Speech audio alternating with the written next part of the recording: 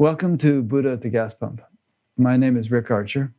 Buddha at the Gas Pump is an ongoing series of interviews with spiritually awakening people. I've done over 525 of them now. And if this is new to you and you'd like to listen to previous ones, please go to batgap.com and look under the past interviews menu. This program is made possible by the support of appreciative listeners and viewers. So if you appreciate it and would like to help support it, there's a PayPal button on every page of the site. My guest today is Rabbi Zvi Ish Shalom, PhD.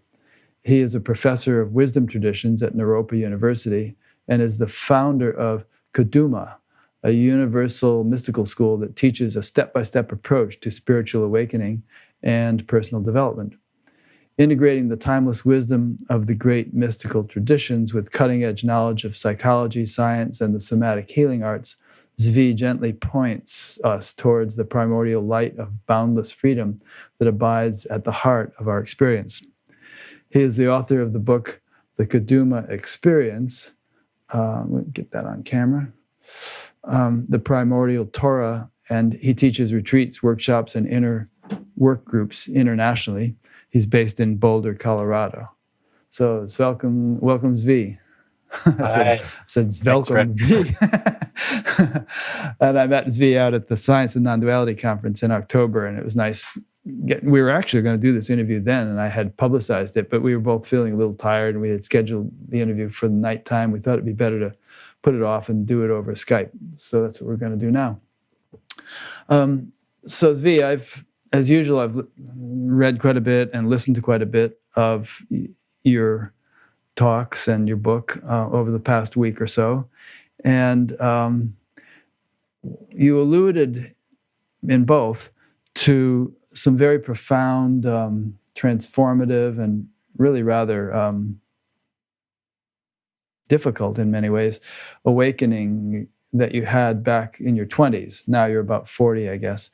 And but I didn't hear much elaboration. So I thought it might be interesting for me and for the viewers to give us the whole story about that, even if we took an hour talking about it, or whatever you feel is justified, to just explain to us what you went through and what led up to it and how it changed you and things like that. Yeah, thank you. First of all, I'm just so happy to be here. So I just want to acknowledge that. Thank you for having me, Rick. Oh, it's really a pleasure. And it was, I felt a kind of a camaraderie or affinity with you out at Sand when we met. Just very comfortable guy to sort of be with, no pretensions, and very natural and down to earth, and yet. And I shouldn't say and yet, but because the two aren't mutually exclusive. But reading your book, I'm quite amazed. And the book is basically a transcription of some talks you gave, and to be able to give such detailed talks, maybe you prepared for them a lot. Maybe they weren't extemporaneous, but there's such a wealth of wisdom and knowledge in them that I was really impressed. So. And one hint as to how you did that is at some point in your book you talk about having a state, or having developed a state in which when you read the Torah or any wise book, any spiritual book, the meaning, a deeper meaning, kind of jumps out at you, which it wouldn't have had you not undergone the shift in consciousness that you did. Yeah, that's right. Part of those early experiences that I allude to in the book is a certain kind of opening of perception that that allows a certain way of perceiving what is hidden behind the words, you could say. So it's not so much an intellectual or a mental understanding of it. It's more of a felt sense of what the state is that the text is communicating. So that was part of what really opened up in a more clear way during that time. And just if I could interject, and I won't talk this much throughout the whole interview, but my sense of that is that the people who wrote these books were speaking from a certain level of experience, certain level of consciousness. And generally, the people who read such books don't share that level of experience. And so something is seriously lost in the translation, and speaking of translations, also these books tend to be translated, and the translators don't have that level of experience. So there's a tremendous sort of crumbling of knowledge on the hard rocks of ignorance. But if you have a level of experience or awareness approximate to that of those who wrote the books, then the meaning just comes through to you. The connection is lively. Yeah, exactly. Yeah. So at that time, I was not familiar with other traditions. I had not had experience reading, sacred texts or spiritual books from, practitioners of other wisdom paths. But after that time, and to this day, when I, open up a book or a text, what stands out is more the frequency or the vibration of the experience that's behind those texts, and that's how I'm able, in a way, to appreciate and relate to these other traditions in a deeper way that goes, beyond just the surface meaning of the words. What if the book has been, firstly, not even written down for a couple hundred years after the person that it's written about has died, and then secondly, it goes through translations from maybe Aramaic to Hebrew to Greek or to whatever to English, and then you read the book? I mean, do you think that inevitably, regardless of what state of consciousness one is in, you're just not really going to get it? Or do you think that somehow the essence survives? I think it depends. I've had the experience of still feeling the essence come through even after multiple translations and centuries. Somehow you can still get a whiff of the original kind of transmission. But it definitely, with each step that's removed from the source, it gets a little bit more diluted. Yeah. I find that the easiest way to experience those direct transmissions is from transcriptions of talks, actually, rather than from books that someone sits down and writes. It can go both ways, but there's something about the verbal communication that, for me, is more kind of immediate in the transmission. It's not edited. It's not refined to make it come across in a particular way, but it's very raw vibrationally. But then you're talking about living teachers, probably, rather than people who lived 2,000 years ago. Yeah, unless, like, for example, there are Hebrew texts that were recordings of oral teachings as well. Somebody transcribed them. Yeah, and I'm sure it's altered to some extent over the centuries, but you can get a whiff of the original kind of state. Okay. Well, we're getting a little arcane here, but it's an interesting point. But in terms of you personally, how did you get started with this business? Were you one of these? I often interview people who had profound mystical experiences when they were little children, and very often then it fades when they're starting to approach their teenage years, and sometimes then when they get to their late teens or early 20s, they attempt to recover it. But in your case, what happened? Well, I was raised in a pretty traditional Orthodox home, so we lived a very, you could say, religious life that I did experience as having many much richness in terms of the dimensionality of religious experience. So it wasn't just a rote kind of performance of the tradition, but I did experience a deeper connection through those practices and rituals. I don't remember as a child having what I would call a mystical experience exactly. But I do remember feeling a sense of connection to the divine. I would put it that way, and it felt like a certain kind of implicit trust in the goodness of reality. In those days I would frame it, the goodness of God, right? That there was a basic kind of, there's like a baseline of benevolence that infused creation, So it was a subtle thing. It wasn't like some kind of a fireworky type of opening. It was more of a ongoing sense of connection. And it was marked by these different deepening experiences in the tradition. So, at different holidays, for example, we would go to synagogue, and the particular kind of prayers of that holiday and the particular practices associated with that holiday would create a kind of gestalt of richness and inner vibration that affected me.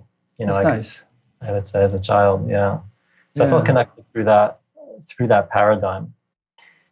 But it wasn't until I was older, really, when I was in my late teens, early 20s, that I more consciously turned inward and really started practicing and studying the more contemplative and mystical facets of the tradition that I was born into. And that turning marked a beginning of a process that that I allude to or point to several times in the book. But that whole process, which lasted a period of time, had many different aspects to it and many peaks and valleys, but culminated in a radical kind of shift and transformation that, in some sense, marked, like I would say, like the beginning of my life. And it was like the end of a former life and the beginning of a new life. What did you learn or practice? Did you cook something up on your own, or did you find something in the ancient texts that you could apply as a practice, or did you have a living teacher, or what? I didn't have a teacher in terms of the dimension of spiritual experiences that I was having. I didn't really have a guide in that sense. I was studying, I had gone through what's called the yeshiva system. So, these very sort of traditional academies of Jewish learning, which mostly was exoteric learning. Actually, I would say 99% of it was studying the Talmud and Jewish law, those kinds of more performative kinds of works. But there's a whole rich inner dimension of Judaism that it wasn't until my late teens that I really discovered. And that's, the teachings on, usually referred to as Kabbalah, and also Hasidism, or Hasidut in Hebrew. And those bodies of wisdom really turned me on. Like when I first encountered them, I was like, oh, this is what I've been, looking for. This is speaking to my heart and soul in a way that the more normative teachings weren't able to touch. And so I really just dove in to study, and it was mostly self-study, self-guided study. I just started reading texts and getting hold of whatever I could, and I started meditating according to some of those practices. And that combination of deep study of mystical texts and practicing the tradition that I had, that I was so intimate with for my whole life, but from this different angle, more from a contemplative and mystical angle, it was the combination of those two things that really sort of began an inner shifting, an inner transformation that really initiated and catalyzed this process for me. Mm. And so what was your experience of that shifting? Well, there was a lot to it. I mean, I would have to, We have time. We have time. Yeah, at some point maybe I'll write about it. The little snippets that you did write about or that you mentioned in some of your talks sounded pretty profound and pretty intense. Yeah, it was pretty. It's true. I would say that, and it's something that I often don't talk about. So I actually I think this may be the very first time that I'm really sharing some of those details. Yeah. So, some people are reluctant to talk about this kind of stuff because it's intimate, and they also don't want to sound like they're tooting their horn. Isn't it cool what I experienced? But I don't know. People find it fascinating, and I don't think. It's like if you read Yogananda's book or something, you don't think Yogananda's sort of some egomaniac for talking about these profound experiences he had. You think, wow, it's possible for a person to have those kinds of experiences. Isn't that great? Maybe I could have them. So that's my orientation, is that if we hear people's experience, it can inspire others to, aspire to the same sort of thing or something that would be comparable for them.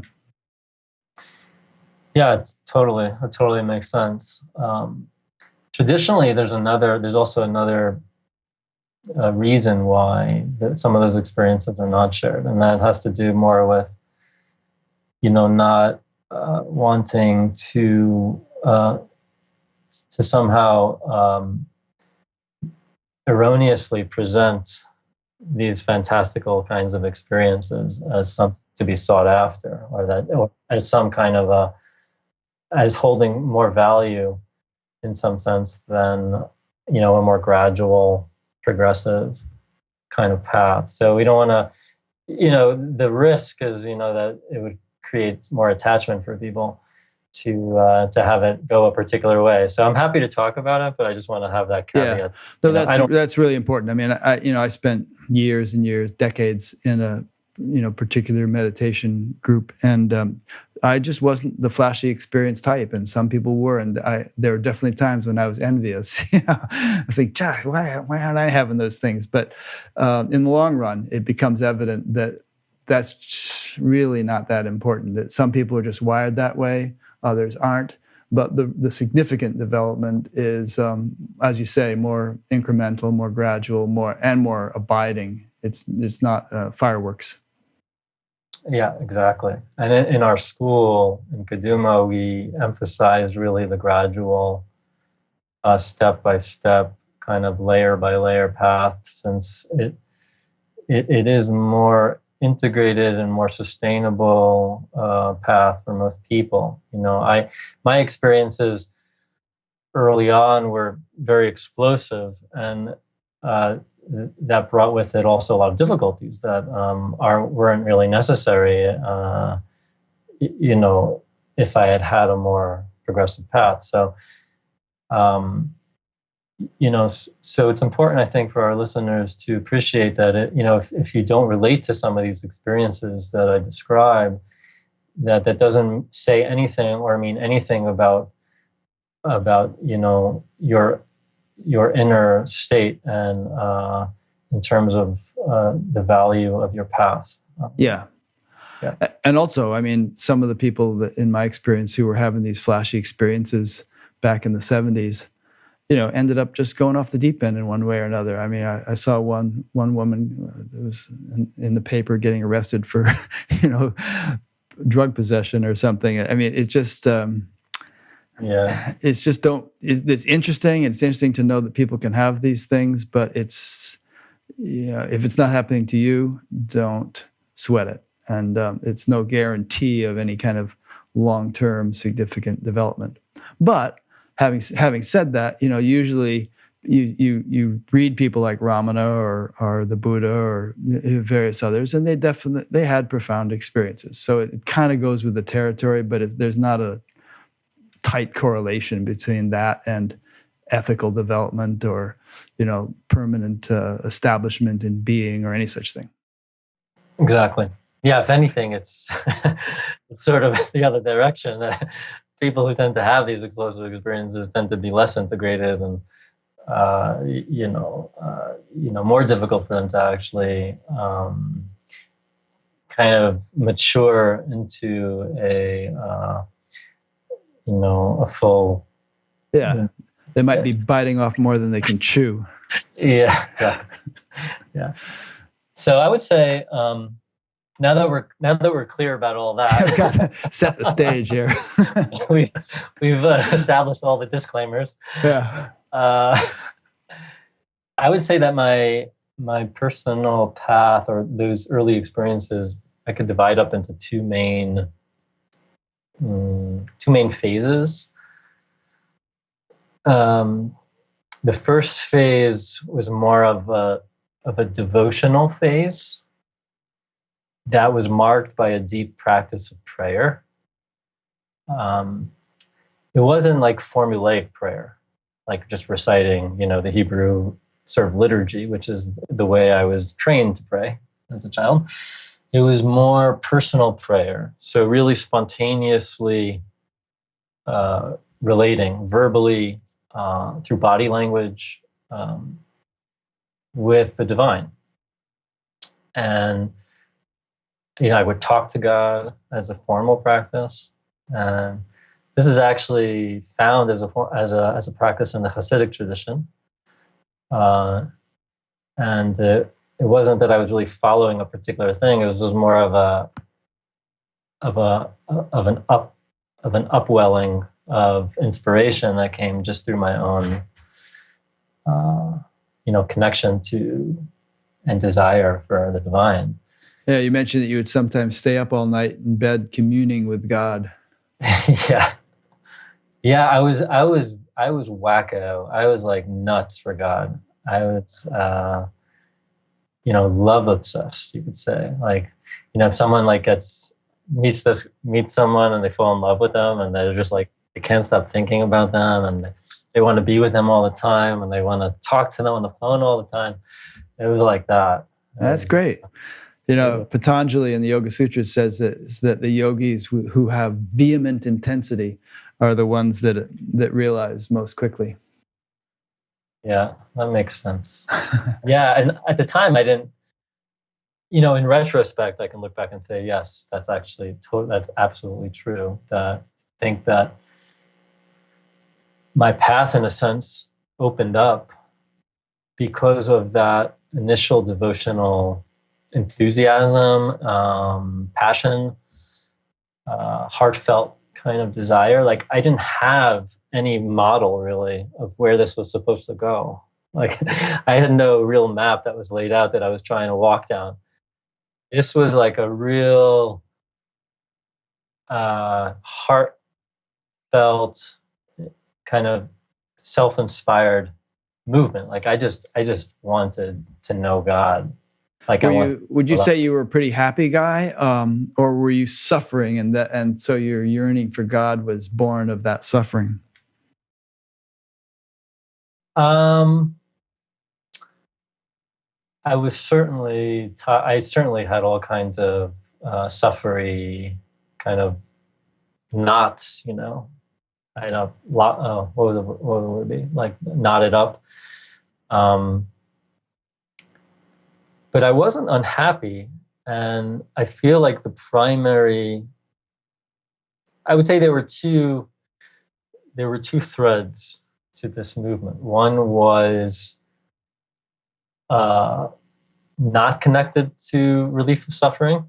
It was really just for its own sake, like really just wanting to be intimate with the God that I had internalized, right, as being, at that point I didn't know what God was. I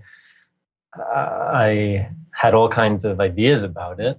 You just knew something was there and you wanted to know it. I knew that I believed that there was something that was there, and that was enough to like get me, and I had enough experience.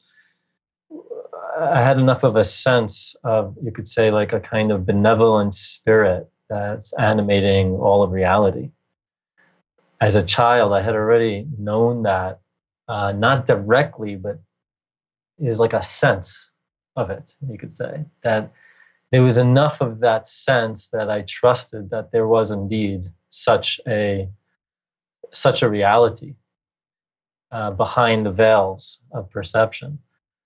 And so that there was a movement toward that, to know that spirit that was more of the, for its own sake. And then there was another thread that was more along the lines of, wow, life life is hard, and there's a lot of I suffer, and it would be really wonderful if this benevolent spirit like healed all my pain, right? Yeah.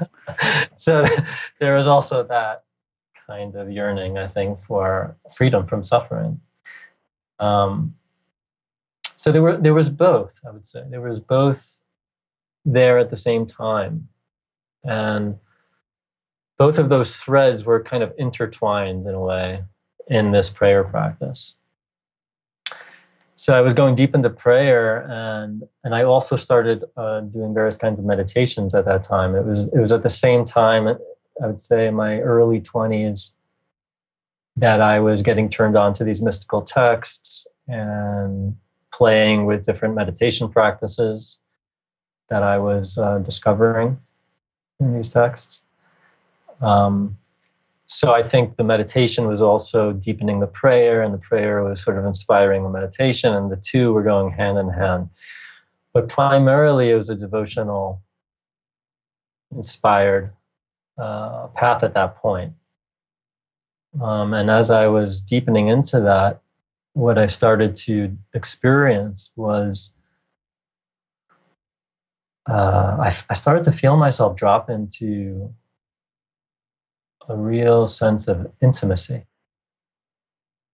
with, at first it started with intimacy with God, like that's what it felt like, and communion with God.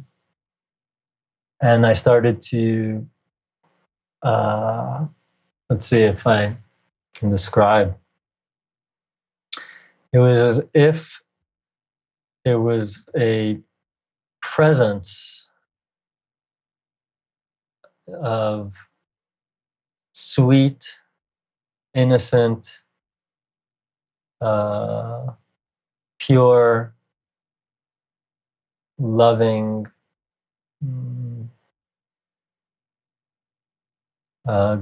goodness, and goodness in like the richest kind of textured way that started to grow inside of me. Like I started, as I deepened my intimacy with what I was calling the divine at the time, and as I really started unloading my wounds into this God field, into this devotional field with God, like really expressing whatever it was that was in my heart, and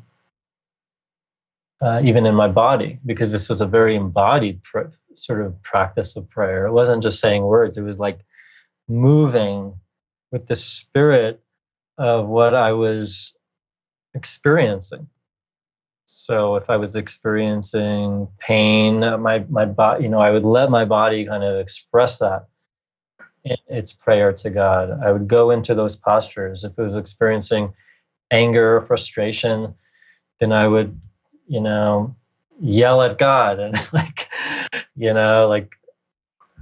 bang things and like kind of act it out in a way. It wasn't I didn't know about therapy or anything at the time, right? I was like this Orthodox kid, just having out this whole thing with the divine. And so as this whole process was unfolding, it was like the burdens of my soul were releasing, and more of a kind of inner presence started to emerge, this presence of sweet intimacy. Nice. Don't let this question sidetrack you, but you know how you see the Orthodox Jews at the Wailing Wall praying, and they're doing this thing where they're nodding their head like this back and forth. And I wonder if that's some kind of like retrofit, of what you were doing spontaneously. It's like maybe they read someplace originally that people went through movements when they were undergoing profound transformation, and so then they did movements in order to, they put the cart before the horse, sort of. But I don't know, what is all that about? Yes, that's a good question. They call that shuckling, Okay. That's the term, and it's those, as you described, it's those body movements that go along with prayer. It's an interesting question. In some sense, there's also this theory about the asanas in Hatha Yoga. Yeah, whether they're spontaneous or they were retrofitted. Yeah. Exactly. And then when people have Kundalini awakening, sometimes their body naturally contorts, and or they go through spontaneous mudras and things like that. Yeah, exactly. And I've had those experiences, which I can get to when we talk about that. So I actually do believe that the yoga, the asanas in Hatha Yoga, are reflections of, or you could say retrofit, like you're saying, from these Kundalini awakenings. Yeah, and at the same time, they help to. I mean, they may happen spontaneously through a Kundalini awakening, but also by doing them, they help to facilitate awakening because they kind of loosen up and help to free, deep conditioning in the body. It's kind of like you can pull any one leg of a table and all the other legs will come along, Yeah, exactly, yeah.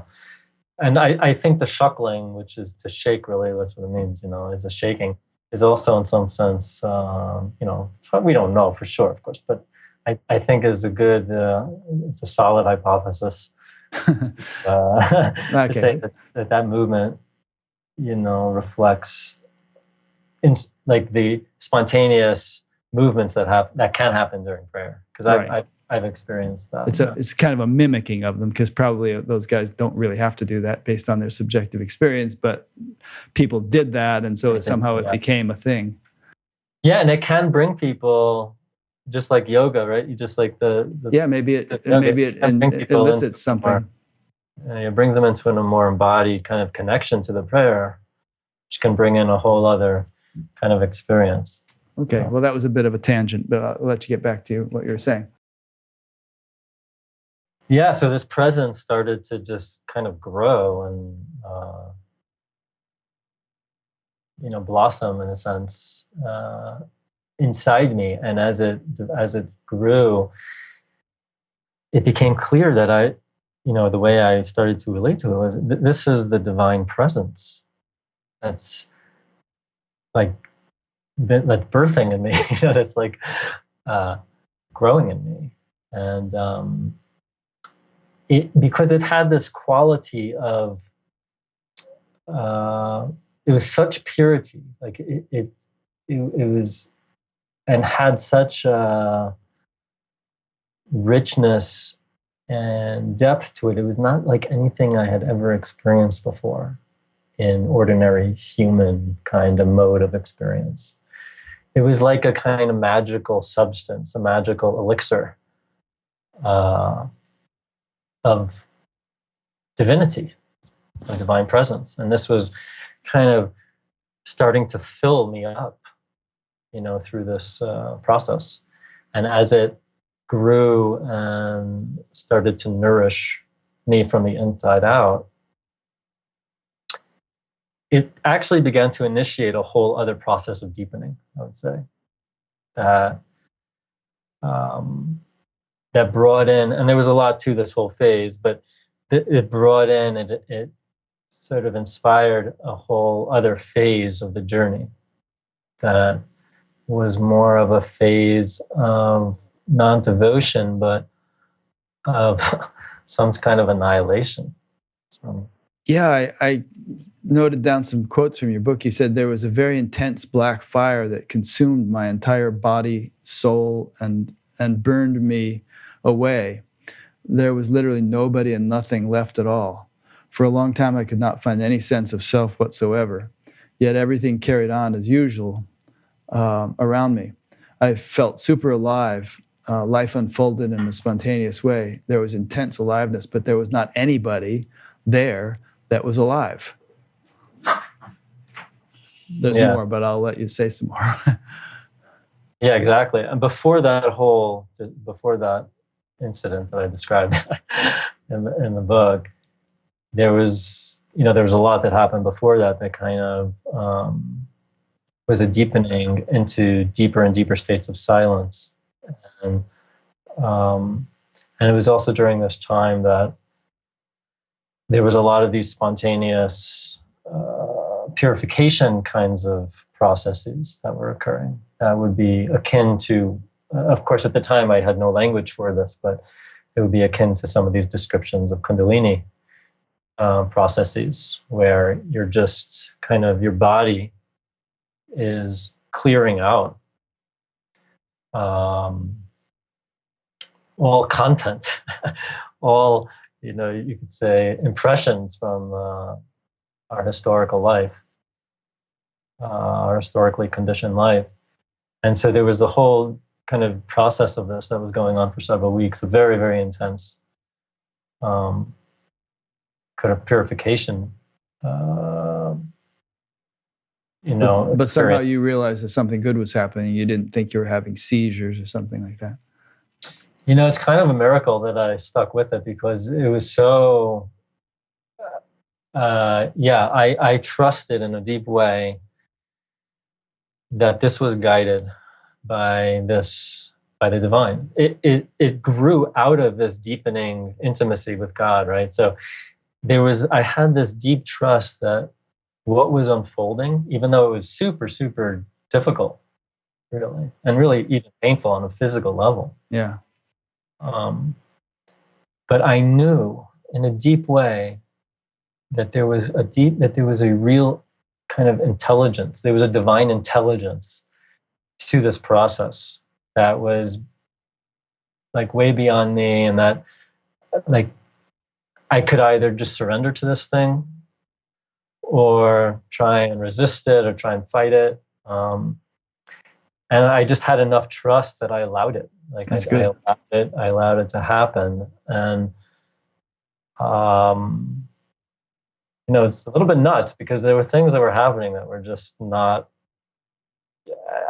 They did not fit in the worldview that I had, been coming from at all. Like what? Just for kicks, give us an example. Well, like you mentioned, like going into body contortions and contortions. Yeah, some of them that would be impossible to do. Like I wouldn't have been able to do those poses like if I had tried, right? Right. There were a lot of kind of paranormal experiences, perception, like different kinds of paranormal, psychic and clairvoyant and astral kinds of experiences that were part of this.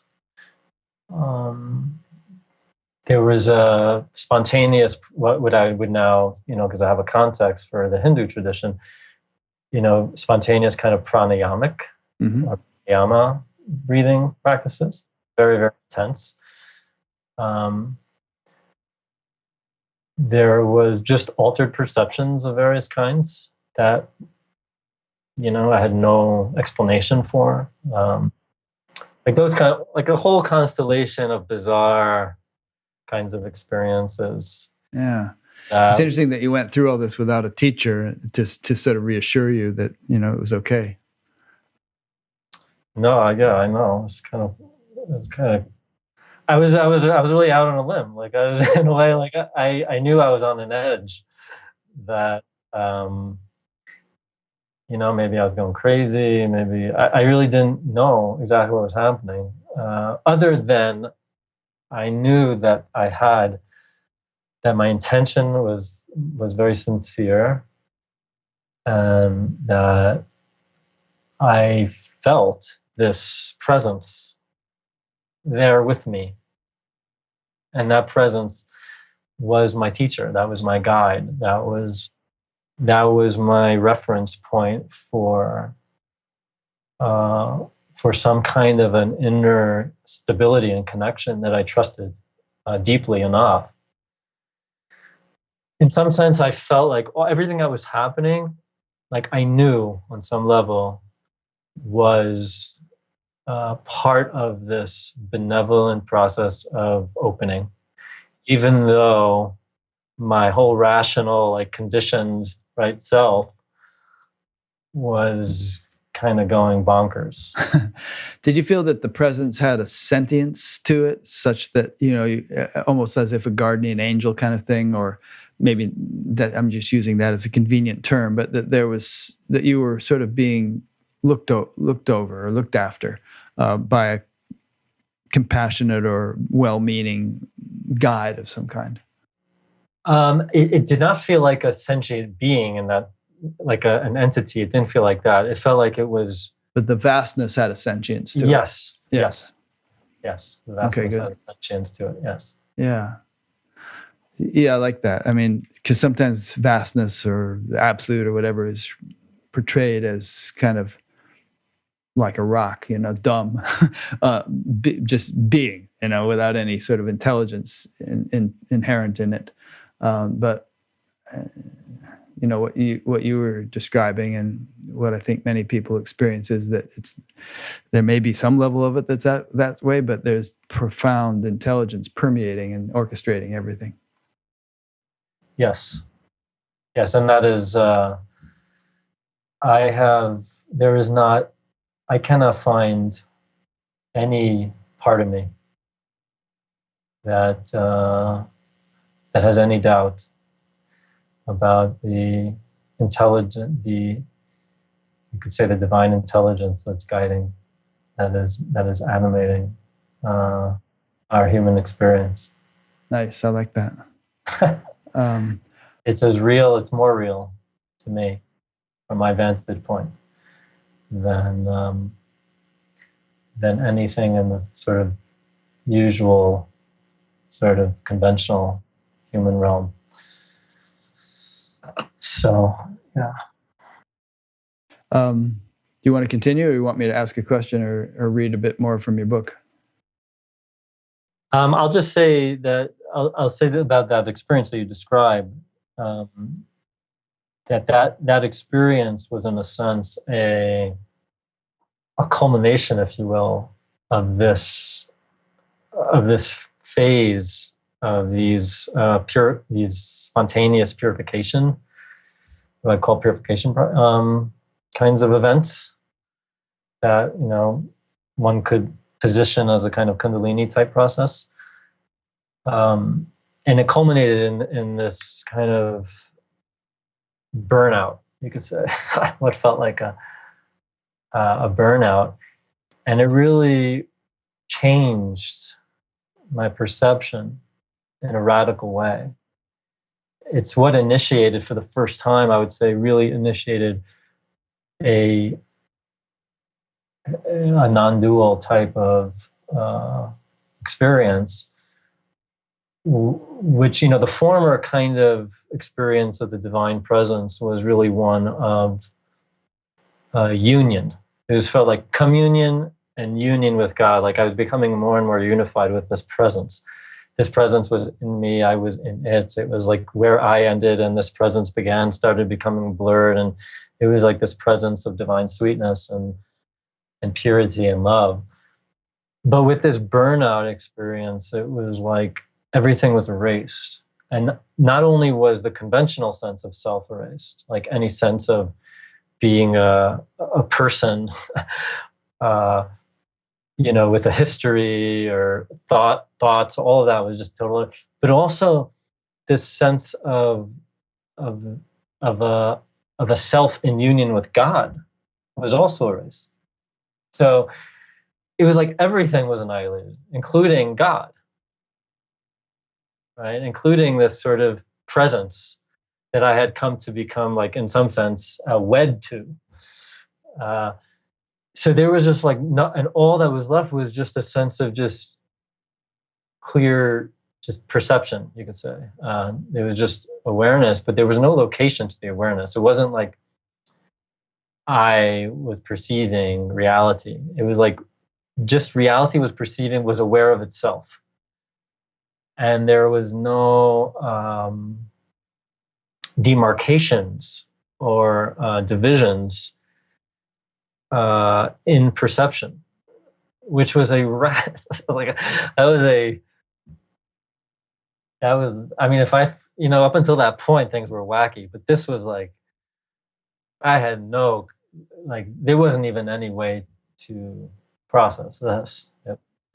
Because there was no one to process it. It was just like, it was, so I would say that began, this second phase, what I call the annihilation phase, which was the annihilation of self. I see. And yeah. And there was certainly nothing in the Jewish tradition that I had known at that point that could explain this occurrence. And I had not studied Buddhist or Hindu texts at that point. So it was like, for a while, I thought maybe I had died. And that's what happened after you die. That was a serious consideration. Interesting. Of course, you've now discovered that there are things in the Buddhist and Hindu traditions that describe this. Yeah, there are. And that was very, very helpful for me, actually, at that time. After this happened, and I started to look for explanations, and I came across these, Buddhist and Hindu teachings. They were super, super helpful in terms of understanding more of what was happening. Yeah. Now it seems that, the next step was that you just said, have I died? There's absolutely no one here. There's just reality perceiving itself. But then you said, what I realized was that while there was no self in any conventional sense, there was still a location from which perception was occurring. There was also a reflective mechanism that was operating. That is, there was something that was able to reflect on the experience of not having a self. It was possible to discern a very subtle presence of it being self at the very center of things. Yes. Yeah. So at first, when it first occurred, there was nothing. There was no location. There was no present self. It was just like total absence.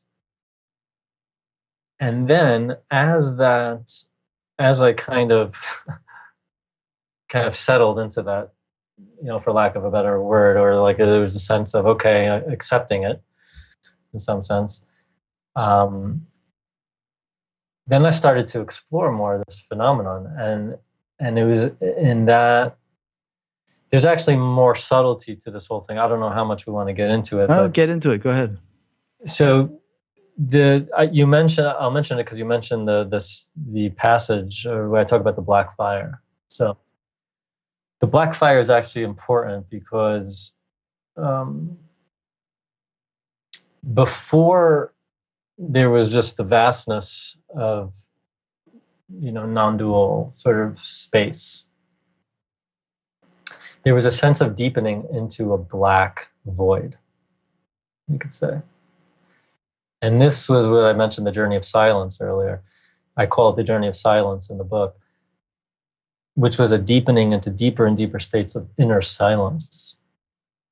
And that deeper states of inner silence was really had a quality of dropping into a black hole that was just getting more and more silent and more kind of deep. And this fire was of this black hole quality. It had like that. It was like the presence of deep absence, but as a force, as a fire. And that is what, like, I actually felt it viscerally through my body, like actually like burn through my body and burn through my consciousness, burn through my mind, my heart. And then there was just like a sense of just like going into just black unconscious space, like vast, deep, black nothing, right? And it was from that black nothing. Was this in an inner meditative condition, or was it actually while you were eating breakfast and it was happening all the time, that kind of thing? No, this happened during a meditation. Okay, right. Yeah, it was a Kabbalistic. I was wondering if whether you were still able to function while this was going on. Well, there was at the height of the experience, I was meditating, and so I had my eyes closed, and I was, I felt like I had kind of gone blank, I kaput. Yeah, there was a sense I gone kaput, and then I came to at some point, and then when I came to, and I opened my eyes, everything was that non-dual. You see, so there was before the perception of just pure, you could say, awareness. There was this black annihilation. There was the black annihilation, fire, a sense of just being completely annihilated in black space, going kaput, as you say. I like that. And then after kaput, open my eyes, and then there was a sense of just kind of like 360 awareness without a location. Mm-hmm. And it was like that for some time, but perception was very, very vivid and permeable. So like I could see through things, like that was sort of the way. It's hard to describe, but everything looked kind of transparent. So there was this sense that you could actually see through things, and that objects don't exist the way we conventionally perceive them to exist. So like it was like this kind of magical reality where nothing is actually solid, and there's not really a location of perception in the usual sense. It's just you are that everything that is transparent. Like it was clear that is just. So there was that phase, and then the next phase was what you're describing now. So this kind of beginning to contemplate from this place of what is this? Who is the one that's perceiving this? Who is having this experience of non-dual perception? That was then when this point of light started to appear, at the center of everything. And what I realized was that this point of light that appears at the center of everything, which I recognized as this is me, right? This is actually my soul spark. This is the original point of my consciousness. This is me in its primordial state of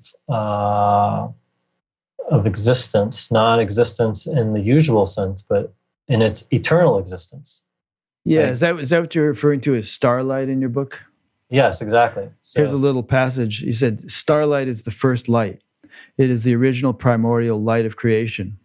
It has that non-dual quality to it, formless, dimensionless, timeless. And yet, when the primordial point, the star, displays itself more distinctly, it carries an implicit sense of I. There's a sense that I am this light because it is the first light of the individual soul. It is the seed of the soul spark. Yeah, exactly. Yeah. So this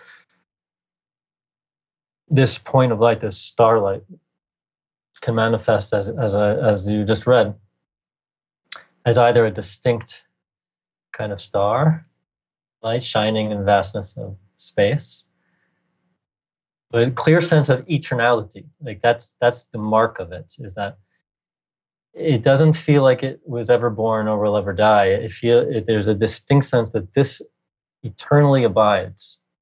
This is an eternally abiding light that is pre-existence, pre-creation, and this is the primordial star. But then we can also experience this as just the light, just the starlight without a star. And now what I realized was this state of just non-dual vastness of being, right? What that I first sort of realized when I came out of this black fire. It's just starlight. Like everything is kind of scintillating, transparent scintillation of pure awareness,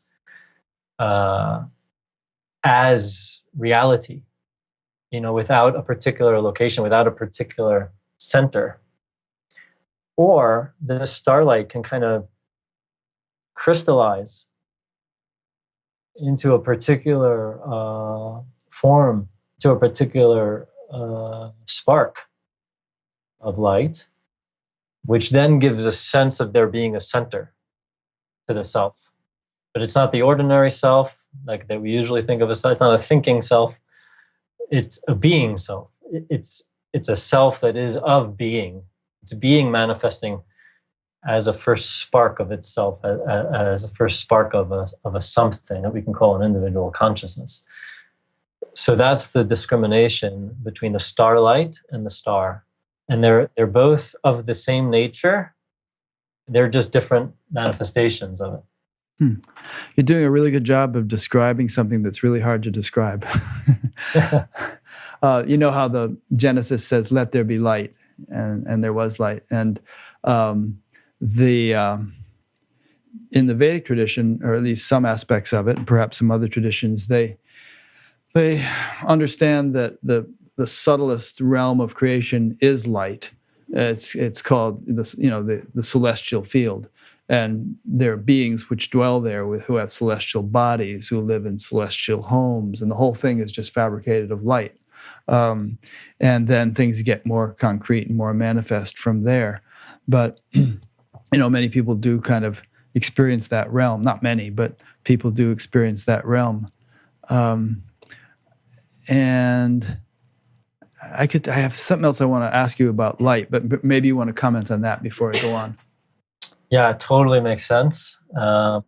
And it wasn't until after I had all these experiences that I went back to these Kabbalistic texts and then understood that what my experiences were also known and sort of described in these metaphysical terms in the Kabbalistic system. So just like in the Hindu tradition, right, as you're sharing, there's an understanding of the primordial sort of light of creation. Hiranyagarbha, it's called, the golden egg of creation.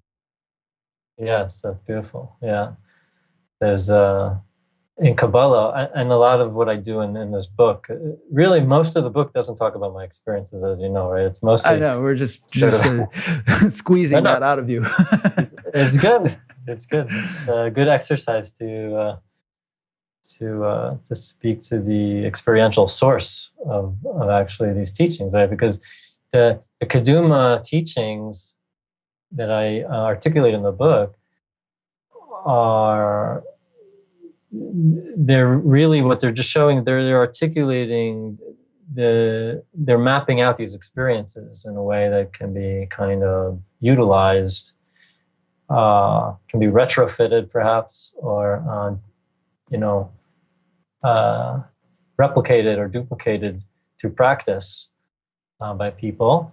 And what I've found is that in the Kabbalah tradition and the Jewish tradition, there is an understanding of these processes. It's just that the way the texts are written, unless a person has some sense of the experience, it would be almost impossible to understand what they're talking about. Right. So what happens is that people read these texts and then it's just mental, like it just becomes like this intellectual exercise, which is the way that I had encountered it prior to these experiences. And almost all, if not all, of the Kabbalistic kind of teachers that I had, encountered were, coming at it from the outside in, right? So they read the text and then they try and understand the experience from the text. My experience was inside out. Like I had no idea. Like I wasn't looking for any of this stuff to happen. I had no map. I had no, and none of this stuff would have made any sense from what I had read, And it was only later on I studied more deeply and I saw, oh wow, they're actually describing these primordial processes that I had become intimate with in my own experience, but had no framework certainly not in Judaism, for at that time. And yet, what I discovered is that the framework is there. It just has to be understood properly. Interesting.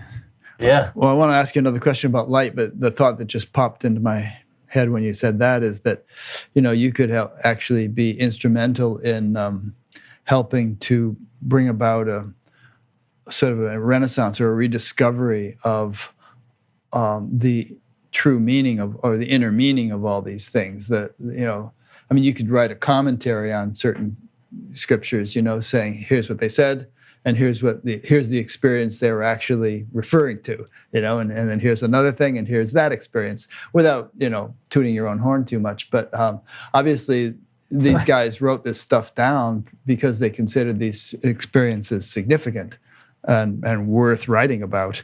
And it's kind of a shame if they're completely not understood or misinterpreted.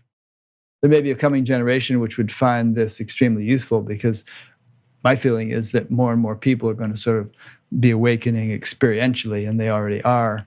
And many people are doing their best to glean, meaning from ancient scriptures. But as we started this whole discussion an hour ago, those have very often been misinterpreted or mistranslated and become rather obscure. So either we need to write new ones, or we need to sort of find out what the old ones were actually talking about. Yeah, totally. And that's, you read my mind, because it's on my list of projects, is to work on a commentary on the Torah that cool. That actually explains it more experientially. Yeah, that's great. So while we're on the topic of light, you said something that I found very interesting. You said, when we enter this dimension of light, it can open up the channel of divine oils. It is possible to actually experience an ethereal oil descending from the top of the head down the whole body. This seems similar to the teachings on Amrita in the Vajrayana tradition. Some texts describe this deathless ambrosia in similar ways, flowing down the body from the crown of the head. There's also, in the Vedic tradition, the notion of soma, the ninth mandala of the Rig Veda is all about soma, and there's stuff about it in Ayurveda and so on. And it's often thought to be some kind of plant that you could find in the Himalayas, and you could grind it up and use it. But and maybe it is that also, but there's a whole explanation of how the body produces it when it becomes refined enough. So the most refined products of digestion or the whole metabolic process end up fabricating or creating soma, which then has a further refining influence on the whole nervous system and on perception. Yeah, makes total sense experientially. For me, what's happening in the when you experienced it from coming from the top of the head, was it kind of like this, as if someone had poured oil on the top of your head, and there was this sort of blissful cascade kind of coming down like that? Yes, exactly. That was exactly. Yeah, it was like a sense of being anointed. Right. Of being anointed with oil. Mm-hmm. It was it's very, very visceral. Like, you actually feel as if there is a substance. Yeah. That it's like running down your face and down the running side. down your face, and then your whole body, right? But down the head and face, it's very, very distinct. Like, so it's an ethereal kind of presence, that can feel like oil. And you mentioned soma, and sort of the inner metabolism of how this process occurs in the Kabbalah tradition. This is correlated with the messianic condition, like the Messiah. The messianic state is correlated with the experience of anointing with oil, because this English word Messiah is actually a transliteration of the Hebrew word Mashiach, which appears in the Hebrew Bible to refer to one who is anointed with oil. That's actually what the word means. A Messiah is one who is anointed. Right? So in the Hebrew Bible, when it refers to a Mashiach, it's referring to a king or maybe to a priest as well, because there was a coronation ceremony where they were anointed with oil. So they're one who's anointed with oil. So in the Kabbalah tradition, the messianic condition is part of our nature. Like each one of us is, a Messiah in drag, so to speak. And we have this inner potential for being anointed by the inner oil, by the ethereal divine oil.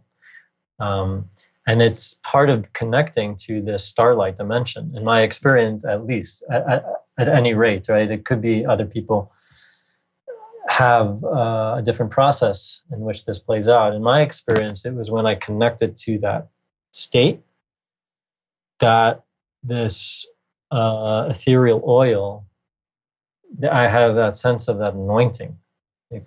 And it was part of the transformation of perception and of consciousness, because the result of the oil was commensurate with this opening up, this radical kind of opening up of perception into like non-localized kind of pure awareness. So I think that we need to also revision this whole concept of the Messiah and move away, in a sense, from looking to one person as sort of embodying the Messiah potential, and in a sense really reclaim our collective potential for each of us to know ourselves in this deep way, to know ourselves in this primordial way as a living kind of king or queen of the divine. Yeah, didn't Jesus say something like, all these great things that I do, you shall do even greater things? He kind of said, hey, you got this too. Exactly, yeah. Yeah. And regarding the oil thing, isn't there something in the 23rd Psalm, thou anointest my head with oil? Isn't that one of the lines in the 23rd Psalm? Yeah, I love that. But it's interesting because it's perhaps another one of these subjective experiences that gets externalized into ritual. So, people describe this experience like you just described, and then some people who maybe weren't having the experience thought, hey, let's make this part of the tradition. We'll pour oil on people's heads. Yeah, no, totally. Absolutely. That's the way these things go. Yeah. It's like the asanas and the shuckling and right. And the anointing. Like, we ritualize these inner processes in some sense, perhaps as a way to domesticate them,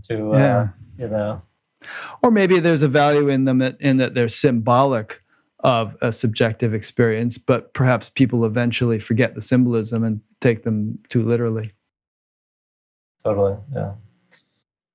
I also find that the rituals in general, ritual can have powerful, especially if rituals are in some sense, the closer they are to the original experience, or you could say the closer they are in spirit and in genesis to those original experiences, they have the potential to in some sense replicate the presence.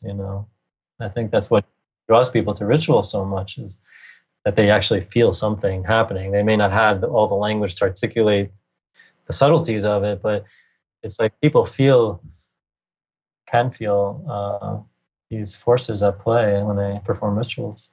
Yeah, and sometimes people want to just throw the whole thing out, because they feel it's superficial. But as Thoreau said, he said, you've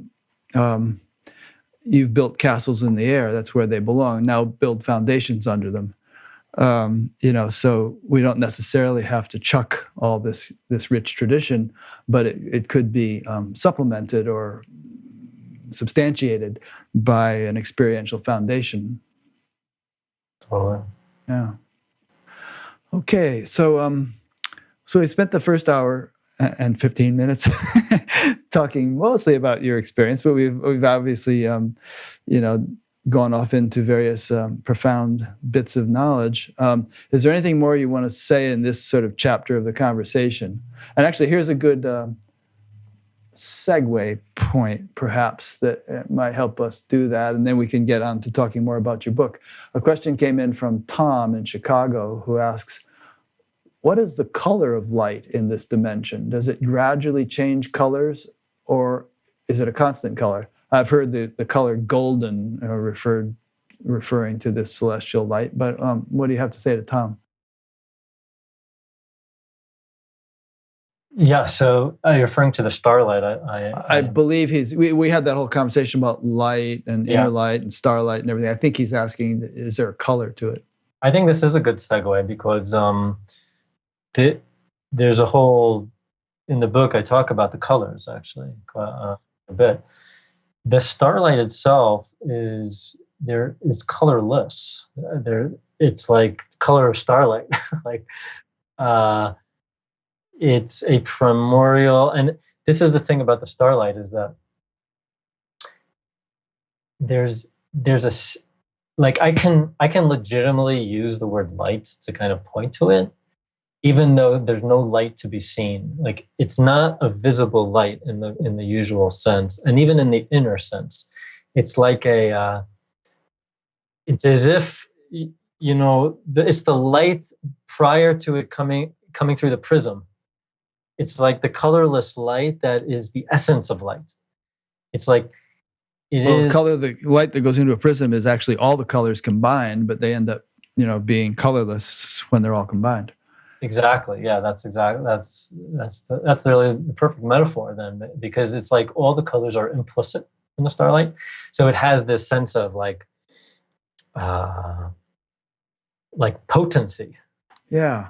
Like there's a potency to it, even though there isn't a distinct color to it. There's that sense of like all of creation packed into this light, Perfect. Yeah. Yeah. Yeah. I mean, if it's the sort of primordial field from which creation arises, then obviously all the qualities and so-called colors of creation would have to be inherent within it. That's right. Yeah. They're implicit in it. And then, as we come into formation and as we come into manifestation as a particular individual consciousness, right? So I talked about the point of light, but this point of light births itself, you could say, through the human form, through the human being, into a more full embodied expression of this light. And it's through that coming into form, into incarnation, that this colorless primordial light begins to discriminate itself, begins to express itself into the distinct colors of the what we call, what Kabbalah would call the Sefirot, or the divine qualities. Which are the particular colors of light that discriminate out of the colorless primordial light. It's like the colors of the rainbow.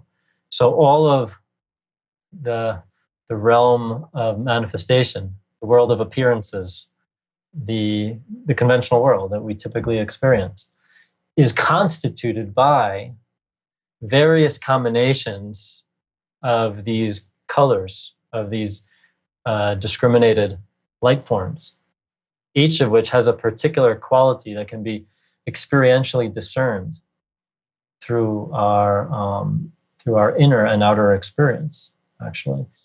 And so these qualities of light, these divine qualities, or qualities of being, or I call them the lights of being in the book, do have distinct colors to them. And there's many of them, right? There's the golden light, the red light, the white light, the black light, the green light, and they're more like kind of hues, or they're subtle frequencies of light, you could say, that can be experienced and known through our human organism in everyday life. So in some sense, they serve as the typical portals to the primordial light because they're usually much more accessible to our human experience. And each one of these lights has its own teaching. And in the Kaduma sort of path, we work with our experience in a way that brings forward and clarifies these particular lights. But the primordial light itself is not a particular color in my experience. It's more of that colorless light prior to its coming through. Yeah, it hasn't diversified. Yeah. Yeah. There's a thing in physics called sequential spontaneous symmetry breaking, where there's a perfectly symmetrical field at the foundation of everything, and then it sort of breaks into greater and greater diversity. And various forces and matter fields come out, and from there elements come out, and the whole thing just sort of gets more and more manifest and diverse. But it sort of mirrors what you're talking about. Yeah, it's beautiful. That's fits. But anyway, the basic concept I think we're talking about here is that there's this fundamental field, and it actually could be experienced to have the quality of light, and that everything arises from that fundamental field, and appears to become material creation. Now, you said that when you had that profound awakening, it was as if material creation was immaterial, that as if you could see through things. They seem to have no materiality, even though you could see their distinctions. Yes, that's right. Yeah, from the starlight condition, one mode of the starlight condition is transparency, is the transparency of form. So there's more of a pure sense of formlessness that presents itself in this dimension of experience. There's an even more subtle kinds of variations of this. There's absence of formlessness also. I mean, there's you could say different gradations of formlessness itself that presents itself, that can present itself in that state. It's not like a static. We're getting into a lot of subtlety here, which is good, but in my experience, there's both a baseline of form of a non-changing formlessness, and it's also possible for there to be a radical, intense kind of dynamism in that formlessness, and this can be confusing to understand it from a conventional kind of mind state, because how can it be both sort of dynamic and changing and also totally unchanging and formless at the same time? And yet experientially, that's possible. So no, and in reality, that's possible, and in both in terms of certain ancient traditions like Tantra and also modern physics, it's understood that there's this sort of infinite dynamism and silence simultaneously coexisting, and that there's this kind of relationship between the two. And we can talk more about it, but it's definitely both ancient and modern knowledge relates to that. Yeah, totally. I mean, it really is the essence of what I think the whole Shiva Shakti kind of unity, and in Kabbalah it would be Yud He Vav He and Elohim, or Yud He Vav He and Adonai, the sort of the feminine and the masculine principles of pure unchanging being on the one hand, Shiva, and then the dynamism of creation on the other, Shakti. It's a mistake to understand those as two separate phenomena, in the ultimate sense. the realization, at least in my experience, is that they actually are totally coexistent and interpenetrate. They're not two. It's like two sides of the same thing, you know, and they simply are facets of one unity. Yeah, you talk a lot about in your book about expansion and contraction. And I think those could be regarded as simultaneous. And there's an interesting explanation, which is that we could call it the self-interacting dynamics of consciousness, where consciousness in its sort of primordial state, because it's conscious, there's nothing for it to be conscious of other than itself. But it does that because its nature is to be conscious. But in doing that, it goes from 1 to 3, the 3 being, observer, observed, and process of observation. And yet, at the same time, it's 1. And so this sort of infinite frequency gets set up between the 1 and the 3, and that accounts for this infinite dynamism at the foundation of everything. Yeah, it's beautiful. Makes sense. Another question came in. Let's see what this is here. Oh, we'll get to this a little bit later. He's asking about reincarnation and karma, but maybe we'll get to that. We could have started the interview with this, but let's now take a moment just to define some basic terms, like what is Torah, what is the mystical Judaism that Madonna was studying? What was it called? Kabbalah. Yeah. Kabbalah, right? What is Kabbalah? What is Keduma? It'd be good to get familiar with the terminology a little bit for those who aren't. Yeah, Torah is a word, Hebrew word, means teaching, and it conventionally normative. The normative use of that term refers to the Hebrew Bible, or to the oral traditions of Judaism. However, really the term traditionally, the word Torah really refers to the totality of the teaching, right? Not to a specific text. So it could include the Hebrew Bible. Sometimes people just use the word Torah to refer to the Hebrew Bible, but it's really used more similarly to the way the word Dharma is used in Buddhism. Dharma refers to the totality of the teaching, of the path, of the way, which includes the oral teachings, includes the practices, it includes the innermost essence. So too, Torah is a word that points to all the dimensionalities of the teaching. Okay, good. And then how about Kabbalah or Kabbalah? Kabbalah is a Hebrew word that means receiving. To receive, Kabbalah. And it's a term that's used to refer to the totality of the Jewish mystical tradition.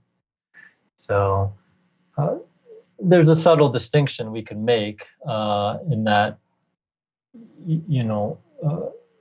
scholars in the field of Jewish thought who study Jewish mysticism will position Kabbalah as a particular school within the Jewish mystical tradition. However, the word Kabbalah in the traditional framework is used to just refer to the totality of the Jewish mystical tradition, including all of its various historical manifestations. Okay, good. And then until I met you, I had never heard the word Keduma. So what is that? Well, you're not the only one. No one's ever heard of the word Keduma. Okay. Keduma is not a word that appears in the tradition. Well, it does appear in the tradition, actually. I'll explain where it appears. But it's a word that is not, I made it up in the sense that, oh, okay. that I should say I've adopted it. Right. You found it someplace and you thought it was a good word to use. Yeah. That's, I say it appeared to me in meditation as a term that points to this teaching that I began to teach, right? So Keduma itself is a word that means primordial.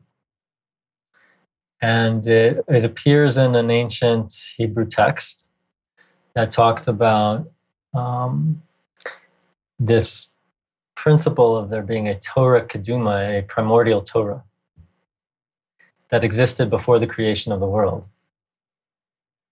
And so the teaching goes that the Holy One, kind of gazes into this Torah or consults this Torah, and then creates the world. So he's talking about some kind of a primordial blueprint of creation, right? So that's now, kind of what the Veda is thought to be also in that tradition, is kind of this blueprint of creation, which contains all the laws of nature, and then which can be kind of Xeroxed whenever a new creation needs to arise. Yeah, exactly. That fits this. So, so this word sort of points to this primordial reality prior to creation. And when, after I had all these experiences and went through a decade of integration, right, of all of it, and this teaching, this path and teaching and understanding of Torah. Now, Torah in the larger sense of Torah, not Torah as like some religious teaching, right? The totality of knowledge. Yeah, the Dharma, right? This Dharmic teaching or this Torah teaching started to present itself through me, and I started to teach it. And the first time I taught it was 5 years ago, when I gave this first series of 11 teachings, which formed the basis for this book that you shared, the Keduma Experience.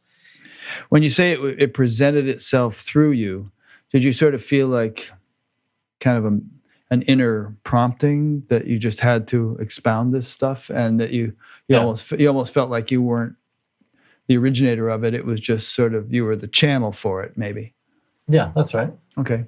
Yeah, it was like that.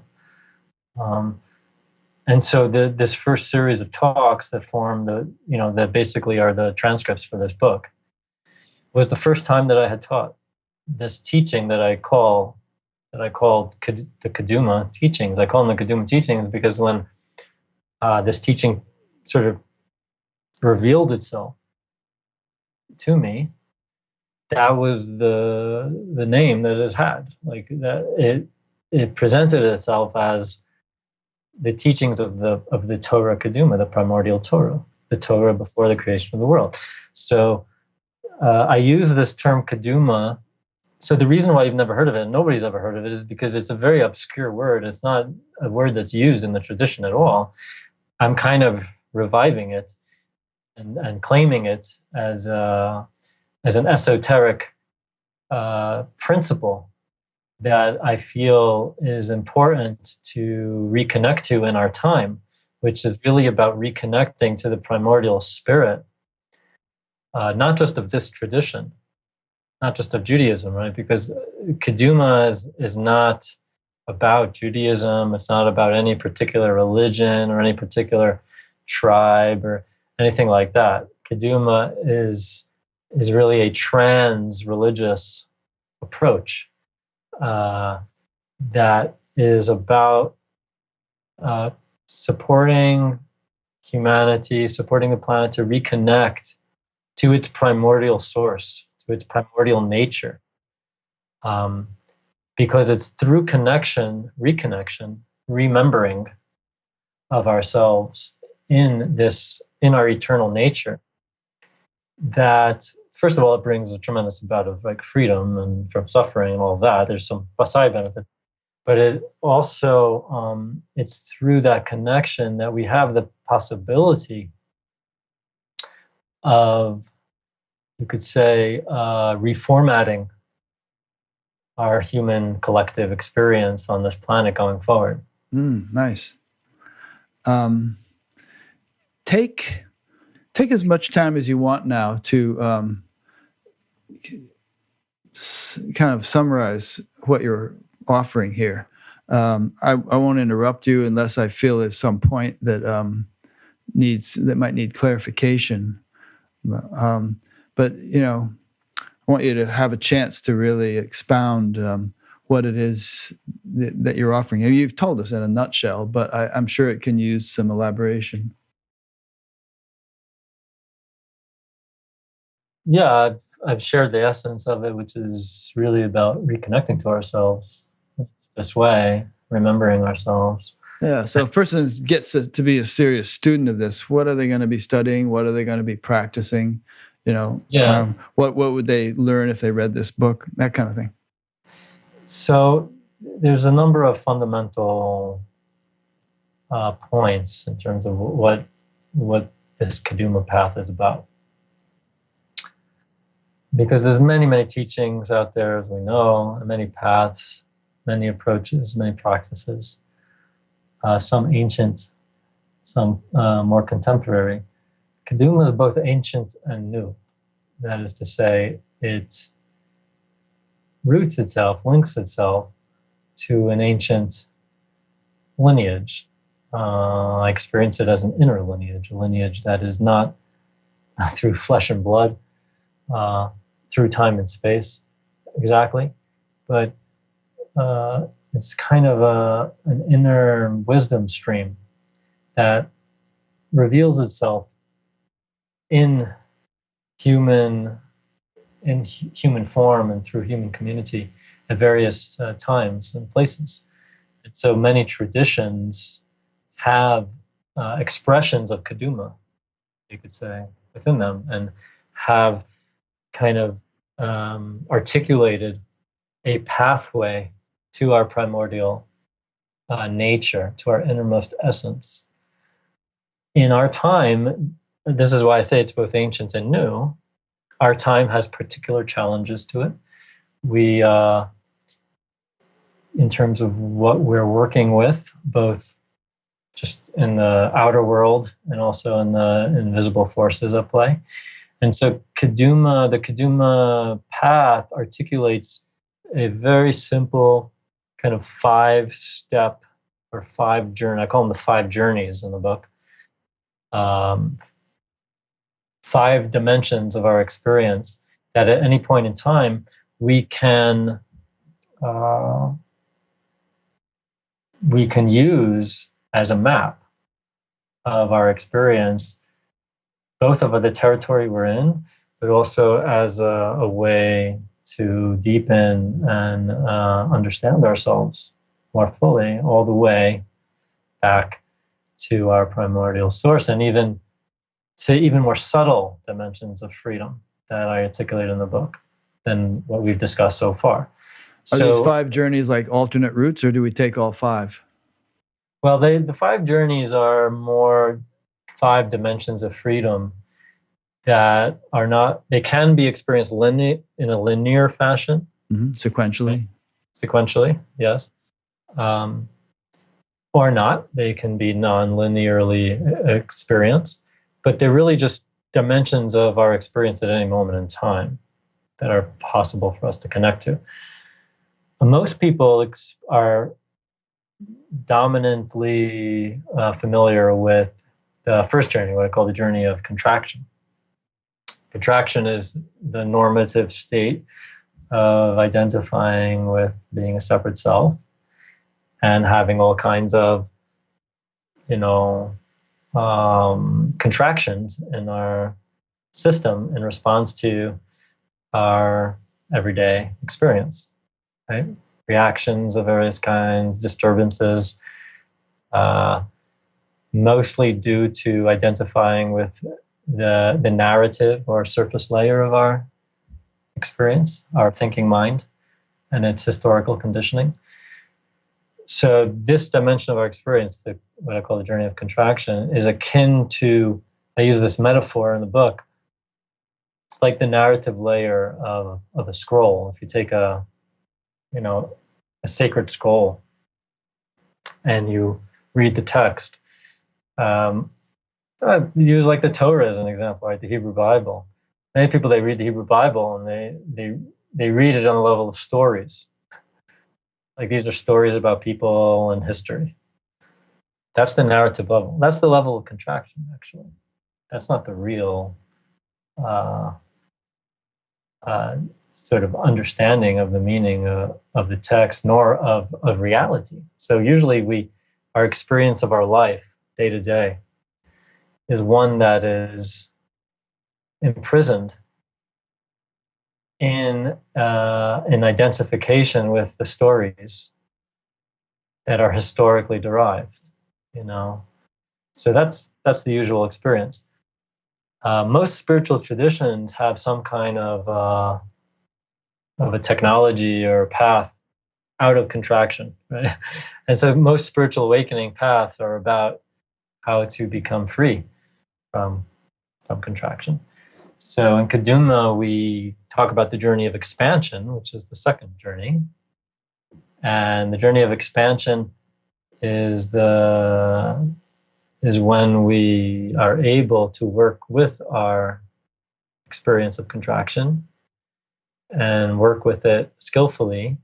And so we do that through various kinds of practices that are embodied practices of working with the material of our contraction, as opposed to bypassing it and sort of ejecting into some non-dual state.